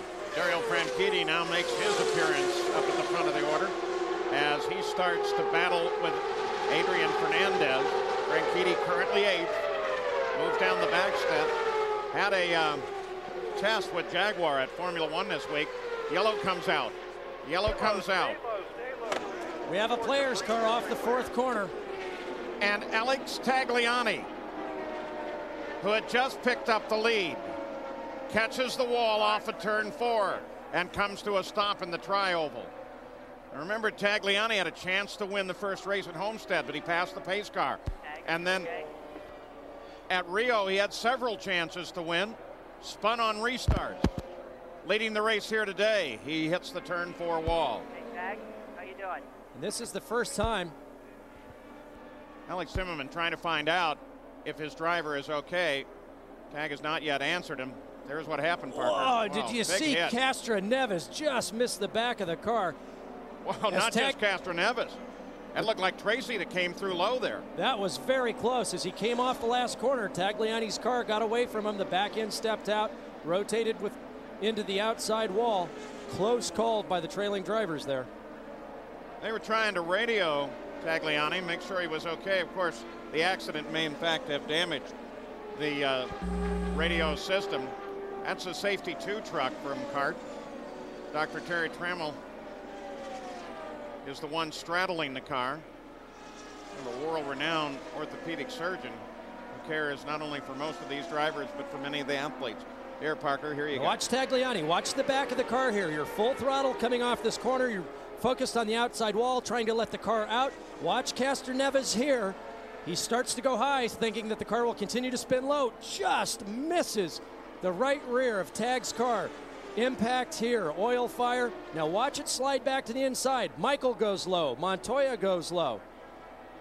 And Christian Fittipaldi. This is Christian Fittipaldi. Look at the debris field trailing that car. Huge wreck on the outside. Tagliani climbed out of the car and climbs over the wall. He's obviously okay, Jan, but he was communicating with the crew just before the accident? Yes, he was. In fact, he called in and said, don't change anything on this car. We are fast in all 4 corners. But Parker, as you know, when you're fast in all 4 corners, it means you're on the edge of being loose, maybe too close to that edge. And that's the problem that we saw down in Rio, Jan, and this is really the first time since that race that he's come back to the forefront to lead. And it just got away from him. Rookie inexperience. Remember, he's one of the few drivers that have very little experience on super speedways. While his rookie year has been somewhat successful, that lack of experience has cost him greatly in at least 3 races now. So Castroneves, under this caution, picks up the lead of the race. It's the 164th lap right now. Lined up behind Castroneves, Michael Andretti, Montoya, Fittipaldi. Tracy, who had a very close call going down low on Tagliani as he came off of the wall. Don't forget, we've got that British Open wrap-up show presented by MasterCard coming up next on ABC Sports. Well, there's Helio Castroneves. Scored his first victory this year. Very likable young Brazilian. Like most of the Brazilians racing in the series, they actually call South Florida home. And I tell you, after an accident like that, if you're one of the following drivers, your first reaction is usually to hit the button, the radio push to talk button, and scream. Call us when you're coming into pit lane. Let's go to Gary Gerould. Just got a quick eye contact with Rick Reineman, works the right front for Castroneves. All the crew saw the big screen. They saw how close that was. He put his thumb and his forefinger about 1/4 of an inch apart, and then he tapped on his heart as if to say, how close can you come? Now they spring into action. We've got triple pit action for you here now as the leaders all try to hit their marks. Castroneves on the top, then Michael and Montoya. First, second. Montoya. It's going to be good for Montoya. And keep an eye on Pappas. He had a great stop down here at pit end. 8.6 for Montoya. What a great stop that is. And that gives him some vastly needed track position for when they come back. So with now yet another stop complete, we begin to move toward the final segments of the Michigan 500. Still under the caution with that 8.9-second pit stop. Juan Montoya is the leader of the race as we show you the field summary. They already have Alex Tagliani's car on the hook and taking it back to the paddock area. 166 laps are now complete in this 20th running of the Michigan 500, and the race is still very far from being decided. Remember, twice in the history of this race has been decided in the last mile. Some of the owners watching from high above and down in the pit area. We'll be back after these messages and a word from our ABC stations.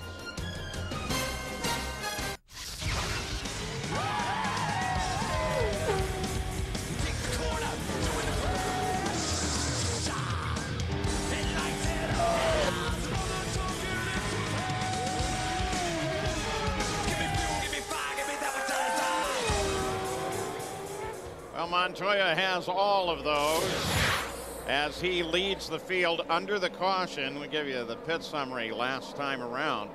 And Parker, you're beginning to think ahead now toward the end of the race with 168 laps complete and thinking about what the fuel and pit stop strategy may in fact be as we go to the end of this run.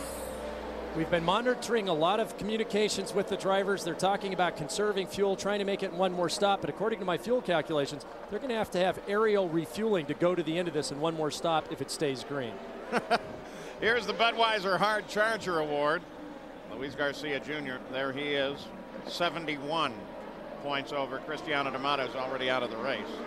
Adrian Fernandez, now they did this on the 89th lap and got out of the sync of the race. Patrick Racing does this quite a bit, don't they, Gary? Yeah, and they had determined that he would have to get 2.5 miles per gallon the rest of the way to make it on one more stop. Well, they figured, I guess that was too much, so they've topped him off now. He goes back out. Let's go to Jan. Well, Kenny Breck has made his way out from the medical center. And Kenny, I know you were really hot when you got out of the car. Now that you had a chance to think about it, what happened in that accident? Well, you know, a place like this, you run side by side for basically 500 miles. You can't get away from each other, so it's very important that you leave room for the other competitors. And I was on the outside of another car, and he didn't leave room for me. And yeah, that's what happened. Had you run side by side with Christian any place else on the racetrack prior? Yeah, you ran side by side everywhere. I guess, I don't know if he didn't see me, if his mirror fell off or his spotter fell asleep, I don't know, but it was unfortunate. It's racing, it happens, but we have to go on to the next one. All right, we're going back to green. Thank you, Kenny. And remember, it's been some time since that accident. As we go back to green flag racing in, so Kenny has had a considerable time to calm down. Here is Paul Tracy as on the restart. He moves to the lead, getting around Montoya. Montoya drops into second, Castroneves to third. Then Michael, then Christian Fittipaldi. Franchitti moves way, way low on Fittipaldi, while at the same time Pappas goes high. Michael down inside Castroneves. Carpentier tries to move down below the white line, trying to move on Fittipaldi.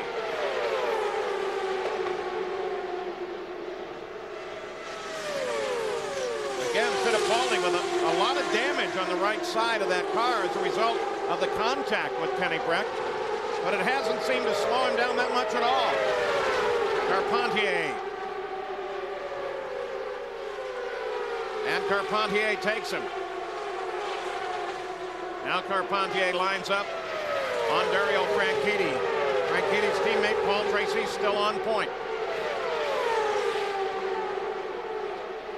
Castroneves works high. Montoya works low.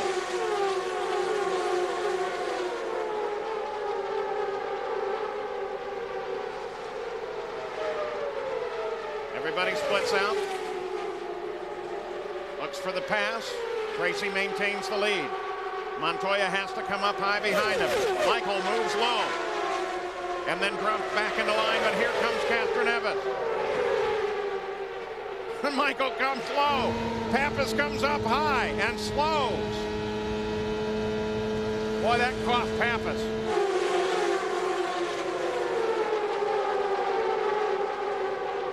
Tracy still leads. Now Castroneves gets a nose in front of him, and Castroneves takes the lead. Montoya comes up on Tracy.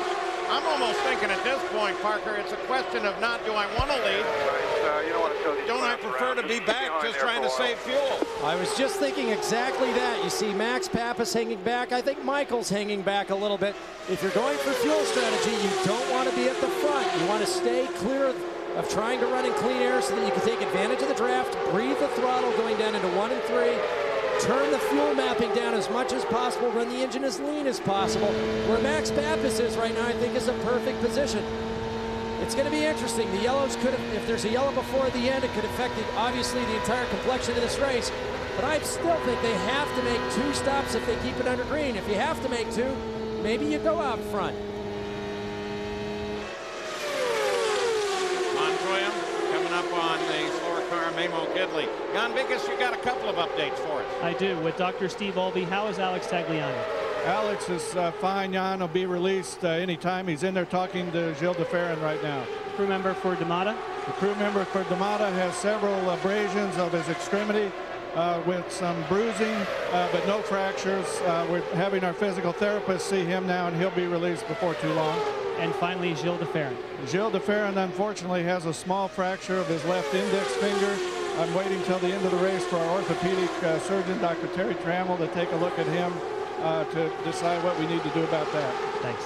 Okay.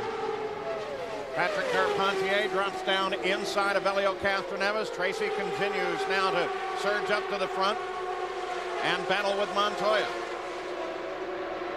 You have to be very careful here. Rick Mears, the master of the super speedways, used to preach. You spend 400 to 450 miles getting the car right, being patient to sprint the last 50. But I'm not seeing much patience here. Everyone just looking for clean air through the corners to get back together on the straightaways for the draft. And I think as we get to the end of this, we'll see less of the consideration for other drivers. Right now, they're leaving openings so that they're not taking air off each other's cars. But I think we're going to see some chopping and slicing as we get in the last 50 laps of this race. Pappas down inside Carpentier. That red car that you're seeing out in front, Memo Gidley, replacing Roberto Fontana for this race and the race next week at Chicago. He's giving that car a nice ride in front of the leaders.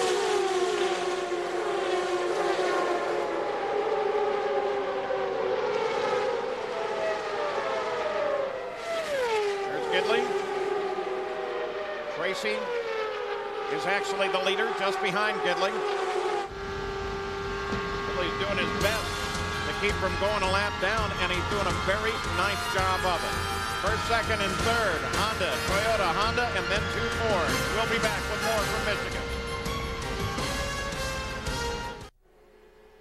Our Toyota Spotlight takes a look at the prowess at 500-mile races of Juan Montoya. Finished second last year by the narrowest of margins. They'd moved the line 3 feet. He would have won it. He did win this year at the Indianapolis 500. He was leading just seconds ago, and Castroneves got around him. He dropped back to third. Paul Tracy is still in there. So is Michael Andretti as they chase Castroneves. But we heard a radio conversation between Barry Green and Paul Tracy while we were away, and Green said, "They're using us, mate." It's exactly what you're thinking. Well, that's what I had said a little earlier, and I said Paul's going to feel cheap and dirty when this is all over, because if he's out leading, the other guys are getting better fuel consumption. Their engines aren't getting the workout that Paul's was, and they told Paul to back off and not lead. They've said the same thing now to Michael Andretti and Juan Montoya. Juan Montoya, though, says, hey, if they make me, I'll go ahead and lead this thing. Helio Castroneves now has the biggest lead anyone's had this day, 2.2 seconds. try to get mileage. We need mileage here. A lot of guys are going to be playing this game. Jan Vikas. Alex Tagliani is out of the medical center. You're okay. What happened? I don't know what happened, but if it's a driver mistake, I'll take full responsibility of it. But I was surprised by a bump on the track, and I just lost the rear of the car. I don't know why. I mean, I'm very sorry for the Polaris Foresight team because my car was great, and we had the car to win today. It was just as soon as we took the lead, I was lifting in some of the corners and upshifting just to wait for everybody, but it seems that nobody wanted to pass me, so we got a very good car. Did you take a different line that you might have hit an unexpected bump? Yeah, maybe a little bit. Maybe like a middle line just to save my tires. I was not like, you know, squeezing the line up to the apron, but it was very difficult because the car was great and it was good behind traffic. And as soon as I got out to the lead, I was flat out all the way around, and I had to wait because I didn't want to use too much fuel. And suddenly I got surprised because the car reacted very strangely over that bump, and I lost it. Well, guys, he said he had a great time out there, and thankfully, he's okay. Helio Castroneves, 2.6 seconds out in front now. I'm not so sure that's the wisest strategy. While we were away, we want to show you what happened to Max Papis, because he got in the middle of this.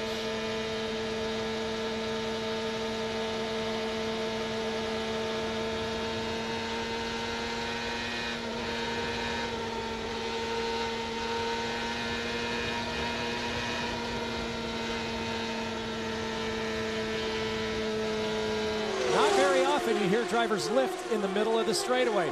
Paul, I think this man, Max Papis, feels that this track owes him. He's playing a very intelligent, very mature game of staying back, staying out of the lead. I think he's got a great car underneath him. I think the Rahal Racing crew has given him exactly what he needs to sprint those last few laps, and I think he's just being patient and coy right now. Castroneves, the gap is narrowed down a little bit, 1.7 miles or 1.7 seconds from the leader back to second place, Andretti. Gary Gerould. Well, every one of these leaders here, all the radio conversations all pertain to conserving fuel, and now the word is becoming more definitive. It's just to the point, if you don't get us better fuel, you're definitely going to have to make an additional stop. These drivers are trying their best. Nobody wants to lead. Mauricio Gugelmin said, find me a rabbit, or he was told, find a rabbit. We need mileage. And up and down the line, it's the same story. Castroneves, I guess, right now is the rabbit. But unless somebody comes up with some dramatic saving, they're all going to have to come in for that extra stop, and nobody wants to. Well, Gary Gerould, if Castroneves is the rabbit, why would he want to be? Why doesn't he just drop back? Well, maybe they've already decided that they think everybody's in that same boat, and they're all going to have to make the extra stop anyhow, so why not get as much of advantage as you can in case you lose a second or two in the pits? Just guessing. 1.9 seconds, Castroneves to Andretti last time around. The other driver that's playing into the strategy is, don't forget that Adrian Fernandez did that top-up on lap 169 6 laps later than anybody else did. He's used the strategy successfully before with the Patrick Racing team. Remember at Motegi, some other races where everybody else has tried to stretch the fuel, they've had to dive in. And there's Adrian Fernandez all alone on the track fighting the checkered flag. Wily old team manager Jim McGee coming up with that kind of strategy. Won Rio for him. Carpentier makes his presence known once again. Carpentier goes to second. Michael ahead of Papis, Montoya down to the left. Last time they pitted.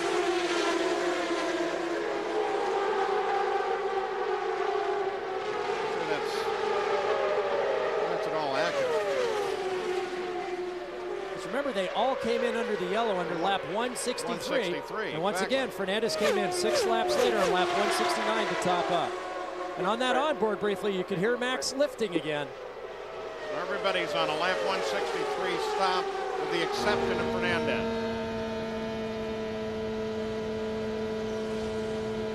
One of the unique features of this track, you see it on the super speedways, the long contest. We've talked a little bit about the carbon fiber brakes. But the other thing that a couple of the engine manufacturers have had to do is they put in an additional oil tank. The engines are running very few rings for compression and oil to minimize the frictional losses, and therefore they use a lot of oil. So during the midway point of the race, these drivers have an additional switch where they have to pump several quarts of oil back into the engine to make up for the oil consumption during the course of the race. Normally in a 500-mile race, at about this point, as they approach the last 100 miles of the run, we're saying, well, it's time for them to really throttle up and go racing. They've been racing right from the get-go. Helio Castroneves is the leader as the strategy now begins to play. Back at the Michigan 500, we just crossed over the 200th lap. Castroneves is still the leader. He now leads by a wide 9.4 seconds. Oriol Servia in the past couple of laps has charged to the front, moves into second place ahead of Paul Tracy, Juan Montoya, and Dario Franchitti. But Castroneves, are they playing the same strategy we've seen Penske go time and time again and try to run them way out there? I think that's exactly what they're doing. If they have resigned themselves to 2 additional stops, they're going to put Castroneves at full power, send him out and say, okay, we're going to do this stop and then a splash and go at the end. Try to get as big a lead as you can. But we watch Oriol Servia. Remember, he spent the last few years here in Indy Lights. He's used to having 18, 20 cars all within a second running in a big fur ball going around this track. He's very comfortable in this group of cars. A giant lead, 9.3 seconds. Giant with regard to this race for Helio Castroneves. There's second place Servia. Bright yellowish green car with Tracy. Now this drafting group is using Servia. They spread out in the corners so they get clean air over the cars. They go down the straightaways, they get back in line. They're up in top gear. They've got it leaned out, drafting behind Servia. We've heard a few reports that guys are going to be about 5 laps short of making it in one more stop, so they're really trying to conserve fuel. But as you said, Paul, I think Castroneves says, all right, fine, if we've got to make 2 stops, I'm just going to go. Specifically, that was the report from Patrick Carpentier. But it also sounds like Max Pappas may actually be right on the game plan, currently running in 9th, 10 seconds behind the leader. So while that group is back some distance from Castroneves, they are still all bunched up. And remember, Castroneves was the first of the leaders to come in since the beginning of the race. We expect that he's going to be in just a few laps, and then we'll see how this game plays out. Jan Bikas, what's going on with Mad Max? Well, you called it, Paul. They have called him on the radio, and they said the last time or the next time you come onto pit road, it will be your last time. You only have to make one more stop. Now, they also know that everyone up and down pit road monitors those radio transmissions. So maybe they're just laying it out there to scare everybody thinking that they could make it, because, boy, by our calculations, it would be tight. Everyone up and down pit road and about half the grandstand with their scanner. It's become quite a hobby. Helio Castroneves on the pit road, lap 205. Gary? I think part of that strategy we were talking about, we failed to take into consideration the fact that he has been the leader in the pit sequence all afternoon long. So they knew apparently that they had no shot, or at least unless they got a huge amount of yellow. So he pushed the lead as much as he could. Now at that 50-mile-per-hour pace, he comes down and he hits the marks, and the Penske crew goes to work one more time. With these big tanks that are used for the fuel in 500-mile races, the fueling gravity-fed gets a little slower late in the race. He's ready. The revs are way up. 12 seconds and counting. Now he's clear to go. 13.8. Helio comes back out. Servia picks up the lead of the race. It'll be 45 laps to the end for Helio Castroneves. We talked about at the beginning of the program, if you can pull out 1, 2, 3, 4 laps over the course, 6 or 7 stops, that makes a huge difference. 18, 20 plus laps by the end of the race. And that's the difference between making it to the end now on that one last stop, or Castroneves being resigned to one more stop now before the end. Oriol Servia comes out of the lead into the pits. Tracy and Carpentier follow him in. 200. You on the marks. You need to get on the marks. 208th lap. Jan? This would be a bit early, I would think, to make it all the way to the end. And as Gary said, the fuel will take a little bit longer, and they'll be absolutely sure they get all of it. You see the vent hose right above him. They wait till they see fuel in that vent hose. Watch Tony. There it is. Speed limit. Watch your mirrors. Now the question remains, can he make it to the end? And Oriol Servia leaves, and he gets out of here now. He got some companies. He heads for the pit exit here in a flurry of smoke after about a 15.4 second stop. Well, as he got a position on Servia and Carpentier with that round of stops, Michael Andretti becomes the leader with Montoya working on him. They've carried it now to the 209th lap. These guys have averaged about 2 miles per gallon. They've gone about 35 laps through this whole race. Well, now having to go 41 laps, they're going to have to get upwards of 2.35, 2.4 miles per gallon. According to my fuel chart, we're talking a 20% increase. That's a dramatic difference in fuel economy. Montoya took a fast turn off of the course and came for the pits. So did Max Pappas, yeah? Yes, and last time he had just a smoking fast pit stop. We'll see how fast they can do this one. Of course, he has one more lap on some of the other guys. Oh, baby. There it is. Go, go, go. Gary? Wing change for Juan Montoya. Radio problems continue. This is taking much longer than usual. He's finally moving at 14.5 seconds. They were making the wing adjustment based on his hand gesture. Michael Andretti comes off the lead and onto the pit road with Dario Franchitti. Watch your speed in the pit lane, Mike. Christian is already pitted. Square it up. Remember, the surface is slick. Nice and easy. Dario Franchitti right behind Michael as Michael headed in. Gary? Your marks, Mike. Michael Andretti comes in now. Boy, he's been so picture perfect every time he's come gliding in today. Being very careful, very precise. That's experience. Now running his 17th 500-mile event in Michigan. He's gone. It's going to be good. Now Franchitti gets him. Oriol Servia will be given the black flag for a drive-through penalty. He got 2 wheels over the line, where the officials demand that there be 4 wheels under the line. The leader of the race is now Fernandez. And we talked about Pat Patrick and Jim McGee. This is how the race will now unfold. He hasn't come in for his last stop yet. When he does and he exits, he will have more fuel than anybody else on the track. He'll be able to run full power, more revs, and that should give him a significant advantage going to the checkered flag. We're on the 212th of 250 laps. He can hold out just a little bit longer. Will it be his last stop? It will be. I don't think there's any doubt. Some of the other guys, I think, unless they are just really conservative, they'll have to do a splash and go. But now Adrian's headed into the pit lane.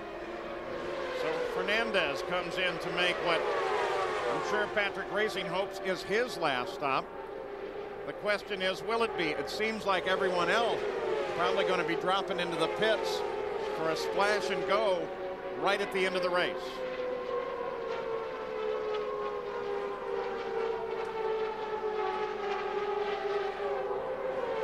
Tires are changed. The fuel flows.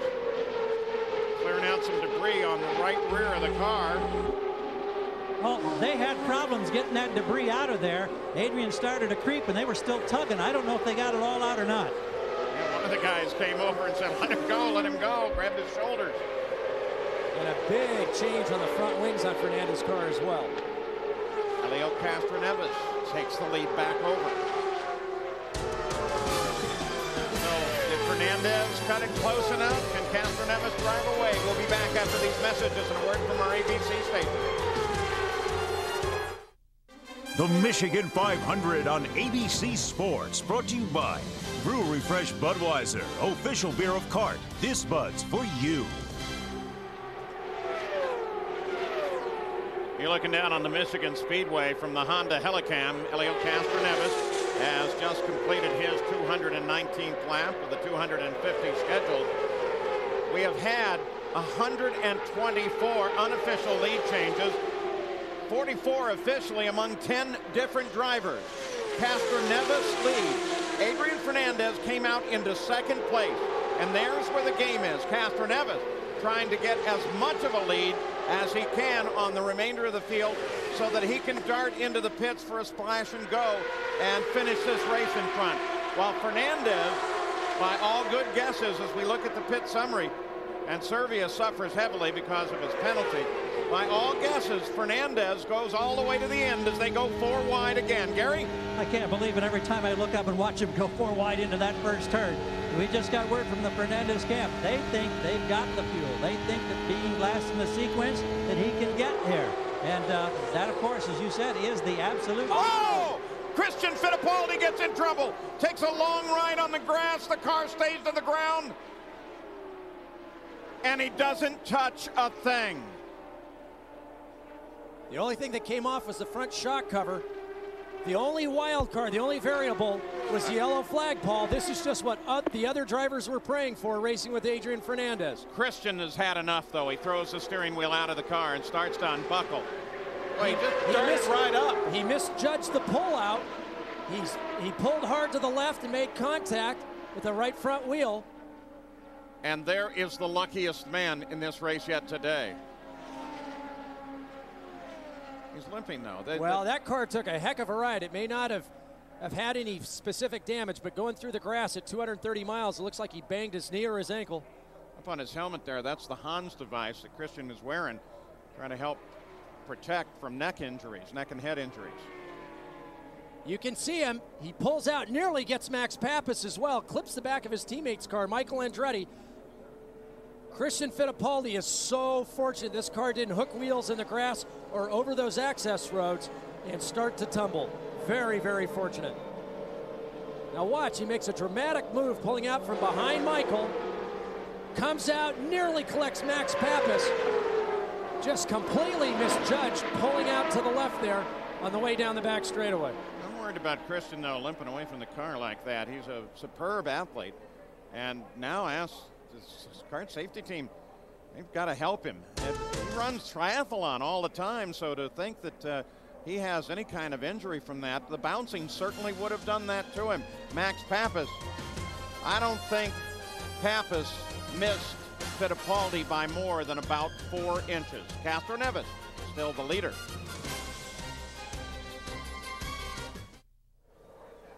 Next Monday, July 31st, the NFL kicks off its 31st season on ABC as we head to Canton, Ohio, where Jerry Rice and the 49ers will face Drew Bledsoe and the Patriots. The Hall of Fame game.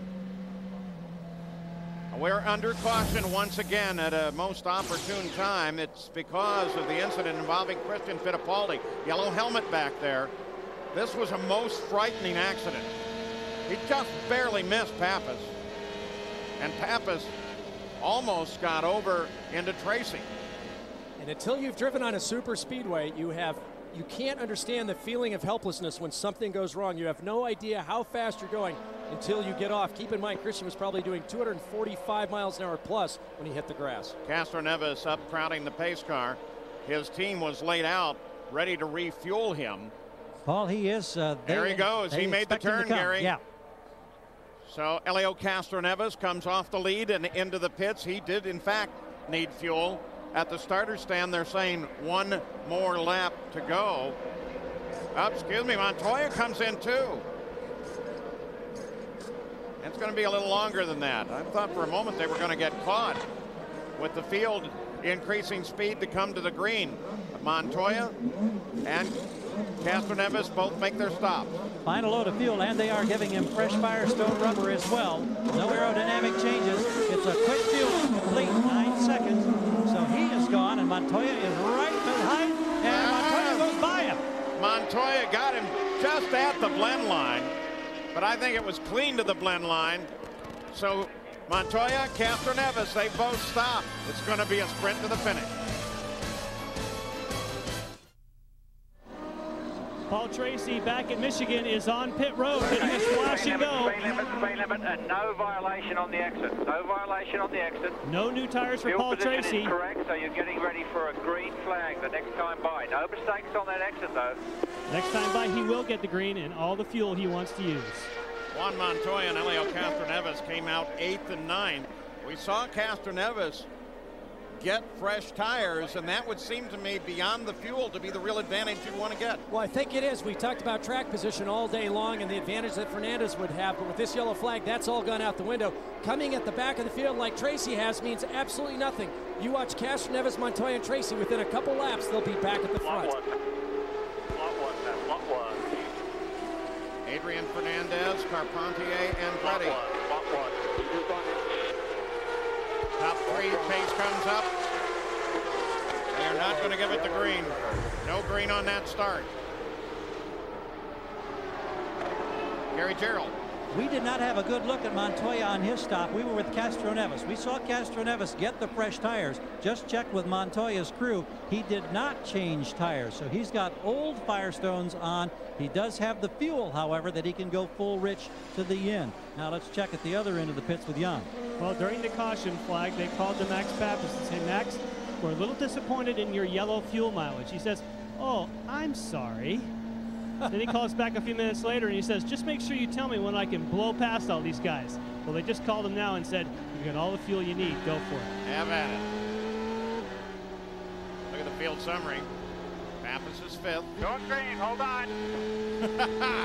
Hold on is right. Here we go, green, green, green. Fernandez brings them back to the green. Franchitti moves high, Michael comes low. They work to split Carpentier.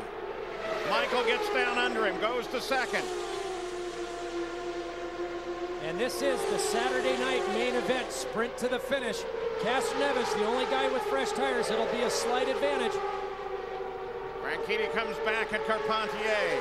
Oh, they're close there. That fights for 3rd.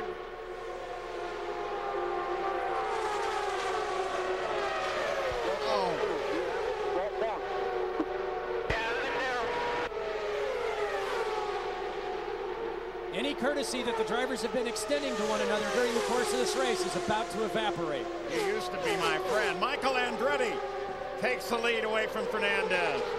Here comes Franchitti. Not meaning you, Parker, meaning the guys to one another.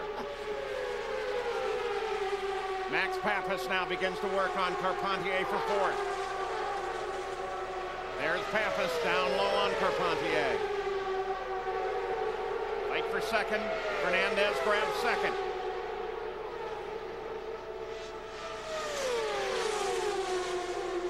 Oh, look how close they are up on the exit there. That's exactly what I was talking about. Adrian left him a car width and a couple inches out to the wall. Dario tucked in back behind. While we watch this at the front, Montoya is going just as fast as he can. He's up to 7th now. And you can see him there. You can overtake anytime you want. Castroneves up to 6th. You can see him right there at the back. Barry Green telling Paul Tracy to use the overtake button. That puts it in full rich, full advance on the timing. There goes Montoya. And here he comes.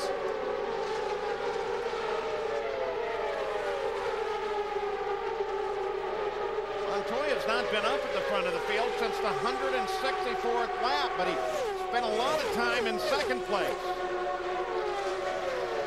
Andretti stretches the lead to 0.8 of a second. Montoya goes alongside Franchitti.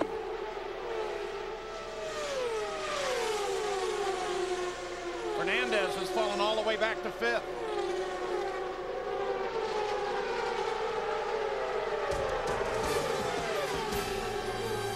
So going to the closing laps now. Andretti, Montoya, Franchitti. It's going to be a fight to the finish.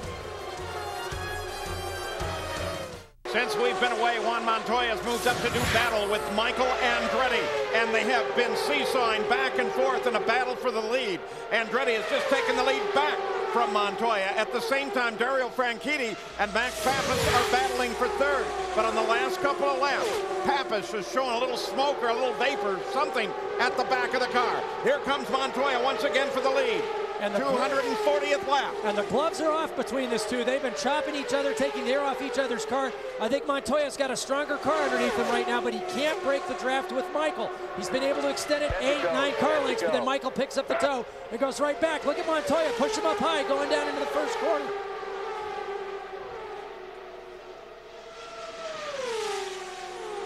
Montoya low, Michael high. Concern about spray off the back of Mauricio Guzman's car. They've given him the black flag. He was running 9th. There.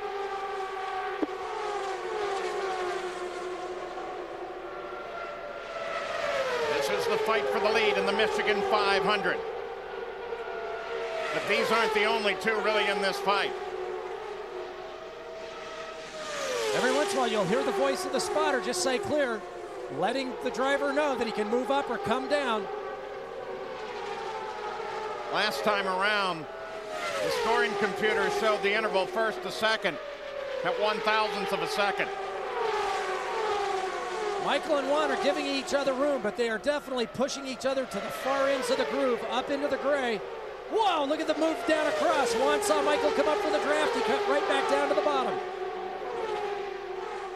49 lead changes at the line throughout the run. With 8 laps to go at the Michigan 500. Michael coming back at Montoya. You can see the power of the draft there. Last week on the streets of Toronto, we said that that 40th win for Michael would help be an incentive. And it has given him new life, new vigor.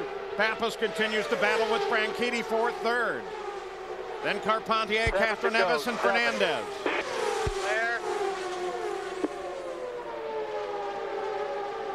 Montoya and Andretti, both in Lola chassis, being followed by a couple of Renard chassis, but right now it's Toyota versus Ford, Andretti versus Montoya. Just at our 50th lead change. 6 to go. Six to go. And that engine battle, Toyota v Ford, that's for enormous bragging rights.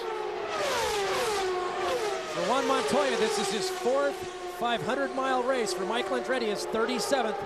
Montoya, the only other driver in this series to compete in another 500-mile race. Oh, Mikey makes a quick move to dart out, grabs the lead again from Montoya.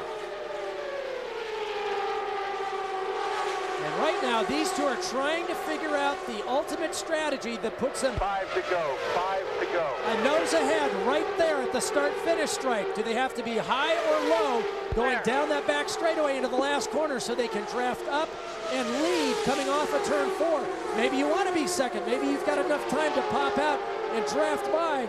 But it looks, I've been watching this game, Paul. It's been very, very close. The following driver going into turn 3 can get up side by side, but can't get a definite advantage by the time they get to the start-finish stripe. If start-finish was down another 50 to 100 yards, it would work. The timing line is a little bit down this year. They had to move it down a little bit just to get a good cut into the track surface for the computerized scoring antenna that reads the transponder. Tony Kanaan last year took the lead and won this race in the last mile. John Paul Jr. did the same racing with Rick Mears. Last mile of the race, took the lead and the win.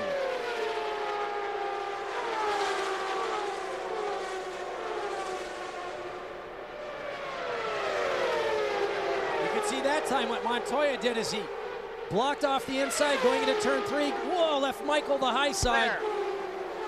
And if Montoya can get a little farther out, he'll break the draft. He's still putting up a big enough wind shadow at this distance for Michael to get him. Max Pappas finally had his problem develop into something truly serious and is off the run. Jan Beekes. He called on the radio and said, I think the engine's gone. He's just trying to bring it home if he can. Montoya, Andretti, Franchitti, now Carpentier to 4th. Castroneves and Fernandez battle for 5th. But the big fight is here at the front of the field.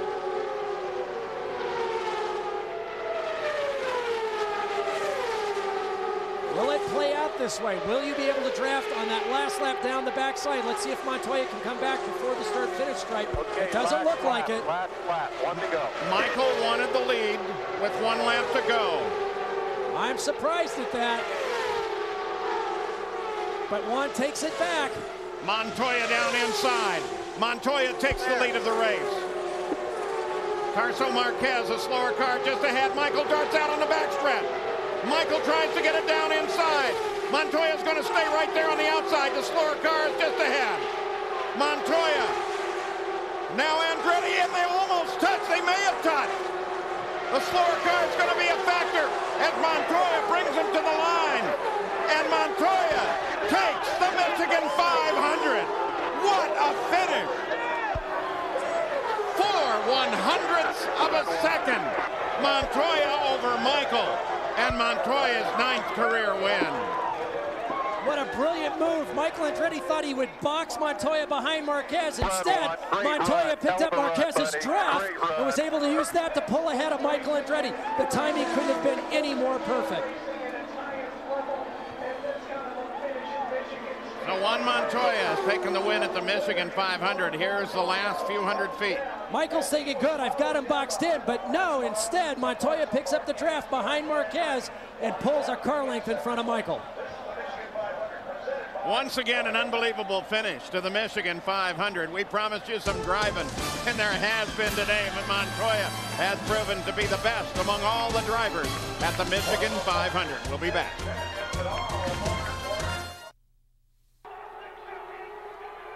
Juan Montoya battling with Michael Andretti on the final lap. Montoya times the cross of the line perfectly. It is the fourth closest finish in kart history at 0.04 of a second. Montoya, Toyota, and Target Chip Ganassi. They're all winners. Gary? By 0.04 of a second, Juan. There's something about these 500-mile races, but tell me about the last 10 or 15 laps in that battle with Michael Andretti. What was it like from your seat? It was really good, you know. At the beginning of the race, I said, okay, you know, play with Michael. He's very clean. It's very good to race against Michael, but he's very clean. And you can just run side by side. And when, you know, I started going by the field and said, oh, this is going to be good. Just going to go away. It's only when I passed Michael, he just passed me back, and he passed him back, and he passed me back. And it was everything was about timing who was going to cross the line first. So I tried to play it a bit different into one. I thought it was going to work. He's going to be very close. Because if I pass him really late into the corner, he was going to get into my turbulence. And I thought it was going to work. And suddenly we come out of the last corner side by side, and there's this guy in front of us, and I'm like, I'm not going to lift. If I would have had to hit the guy, I would have hit it. Now tell me about how tough it was to get the car set up because you had radio communication problems with Chip and the crew. Oh, the car was really good from the beginning of the race. I think all my guys, you know, Bill, Chuck, Eric, all of them did a fantastic job in putting, you know, give me a great car, and all my mechanics did a fantastic job as well. Just a real quick note, we look down here in the side pod, you can see it looks like you got hit by debris on the roll bar. Did that come, was that from one of those earlier incidents? Yeah, when, you know, when Christian pushed back into the wall, all the car just bounced against me, and like, ooh, I moved up and something hit me in the helmet on there. Well, at least he's all right. And he says a moment ago, now we got to win one next week for their sponsor in Chicago. Here comes the beautiful Toyota trophy for the Michigan 500, Paul, and look at the grin on this young kid. He's done it again at 500 miles. Well, he should be smiling. He is the first driver since Rick Mears in 1991 to win at Indy and at Michigan in the same year. Castroneves led the most laps. Paul Tracy got the point for the pole. We'll be back. The Michigan 500 on ABC Sports, brought to you by FedEx, proud sponsor of the FedEx Championship Series, and Ford F-Series. The best-selling trucks are built Ford tough. Back at Michigan Speedway, where Michael Andretti, you came oh so close to that victory. Did the slower car of Tarso Marquez make a difference? Well, he could have either helped me win or helped Juan, and he helped Juan. You know, I started to catch his draft coming off the corner, and then he decided to go high instead of low. He started to go low. I thought, yeah, and then he went high, and then he just allowed Juan to get a suction up behind him, and that was the difference. You know, it was a shame because we had a perfect race. We did everything we wanted to do, laid back, held back, and saved fuel and the whole bit, and had what we needed to fight in the end, and then we lost it there. We had great pit stops. The whole Kmart Texaco team did great pit stops, and then the Ford engine was perfect as well the whole race. So, you know, it just came down to the end. We almost beat it. And, guys, he also said to some of his crew, he thinks maybe Juan trimmed his car out just a little bit more. Well, there is some good news for Michael Andretti because he does take a 14-point lead over Roberto Moreno in the points fight here just past the midway point. We'll be back after these messages and a word from our ABC station. For 250 laps, 500 miles at Michigan, Juan Montoya averaged 177.6 miles an hour to drive to a finish just 0.04 of a second ahead of Michael Andretti, the third closest finish in kart history. Dario Franchitti was sitting back in third place to watch all of that. Here's Gary Gerould. Dario, as you battled for your own spot, third place and a spot on the podium. Did you think that those two guys in front of you, Andretti and Montoya, were going to end up in the wall? It was pretty close, but no, they knew what they were doing. They were close, but I was actually behind them in Japan when they crashed last year in testing, but they didn't look like they were going to have an accident today. It was very close, though. And one other quick thought about other close calls in debris. A lot of guys got hit by it. How about you today? I actually hit it a couple of times because it was right in front of me. You'd come out of a corner and there would be stuff all over the track. So we were lucky. We cut 3 tires, but we came into the pit right at the right time. So it was an interesting day out there. Very exciting racing and a lot of fun. Well, in the 20th running of the Michigan 500, 151 unofficial lead changes, 53 today, and look at us there in the closest finishes. We'll be right back. FedEx Championship Series a week from today. The Target Grand Prix of Chicago will have coverage right here on ABC Sports. Let's go down to Gary Gerould. With Helio Castroneves, that last stop, you got the fuel, you got the tires. Are you disappointed you weren't able to get up and challenge the leaders? Yeah, I was. Unfortunately, when I have like 3 guys on the front, one of them was taking my line. And I was very upset because I couldn't get closer because of the understeer, the amount of the understeer. It was unfortunately, but I have to take the 5th place. All right, we'll see you next week. Thanks. Helio Castroneves finishes in 5th place. Parker Johnstone, you haven't sat down all day. What a tremendous run. Great battle with Montoya, Andretti, and the rest. Toyota's first 500-mile run. Dario Franchitti goes from a Formula One car to the high banks of Michigan in just 1 week. So congratulations to Juan Montoya and Target Chip Ganassi as our Toyota Spotlight takes you back throughout the run here at the Michigan 500 today. I'm Paul Page for Parker Johnstone, Gary Gerould, and Jan Vikas. We hope you've enjoyed it, and we'll see you next week at the Target Grand Prix of Chicago. ABC Sports is online at abcsports.com.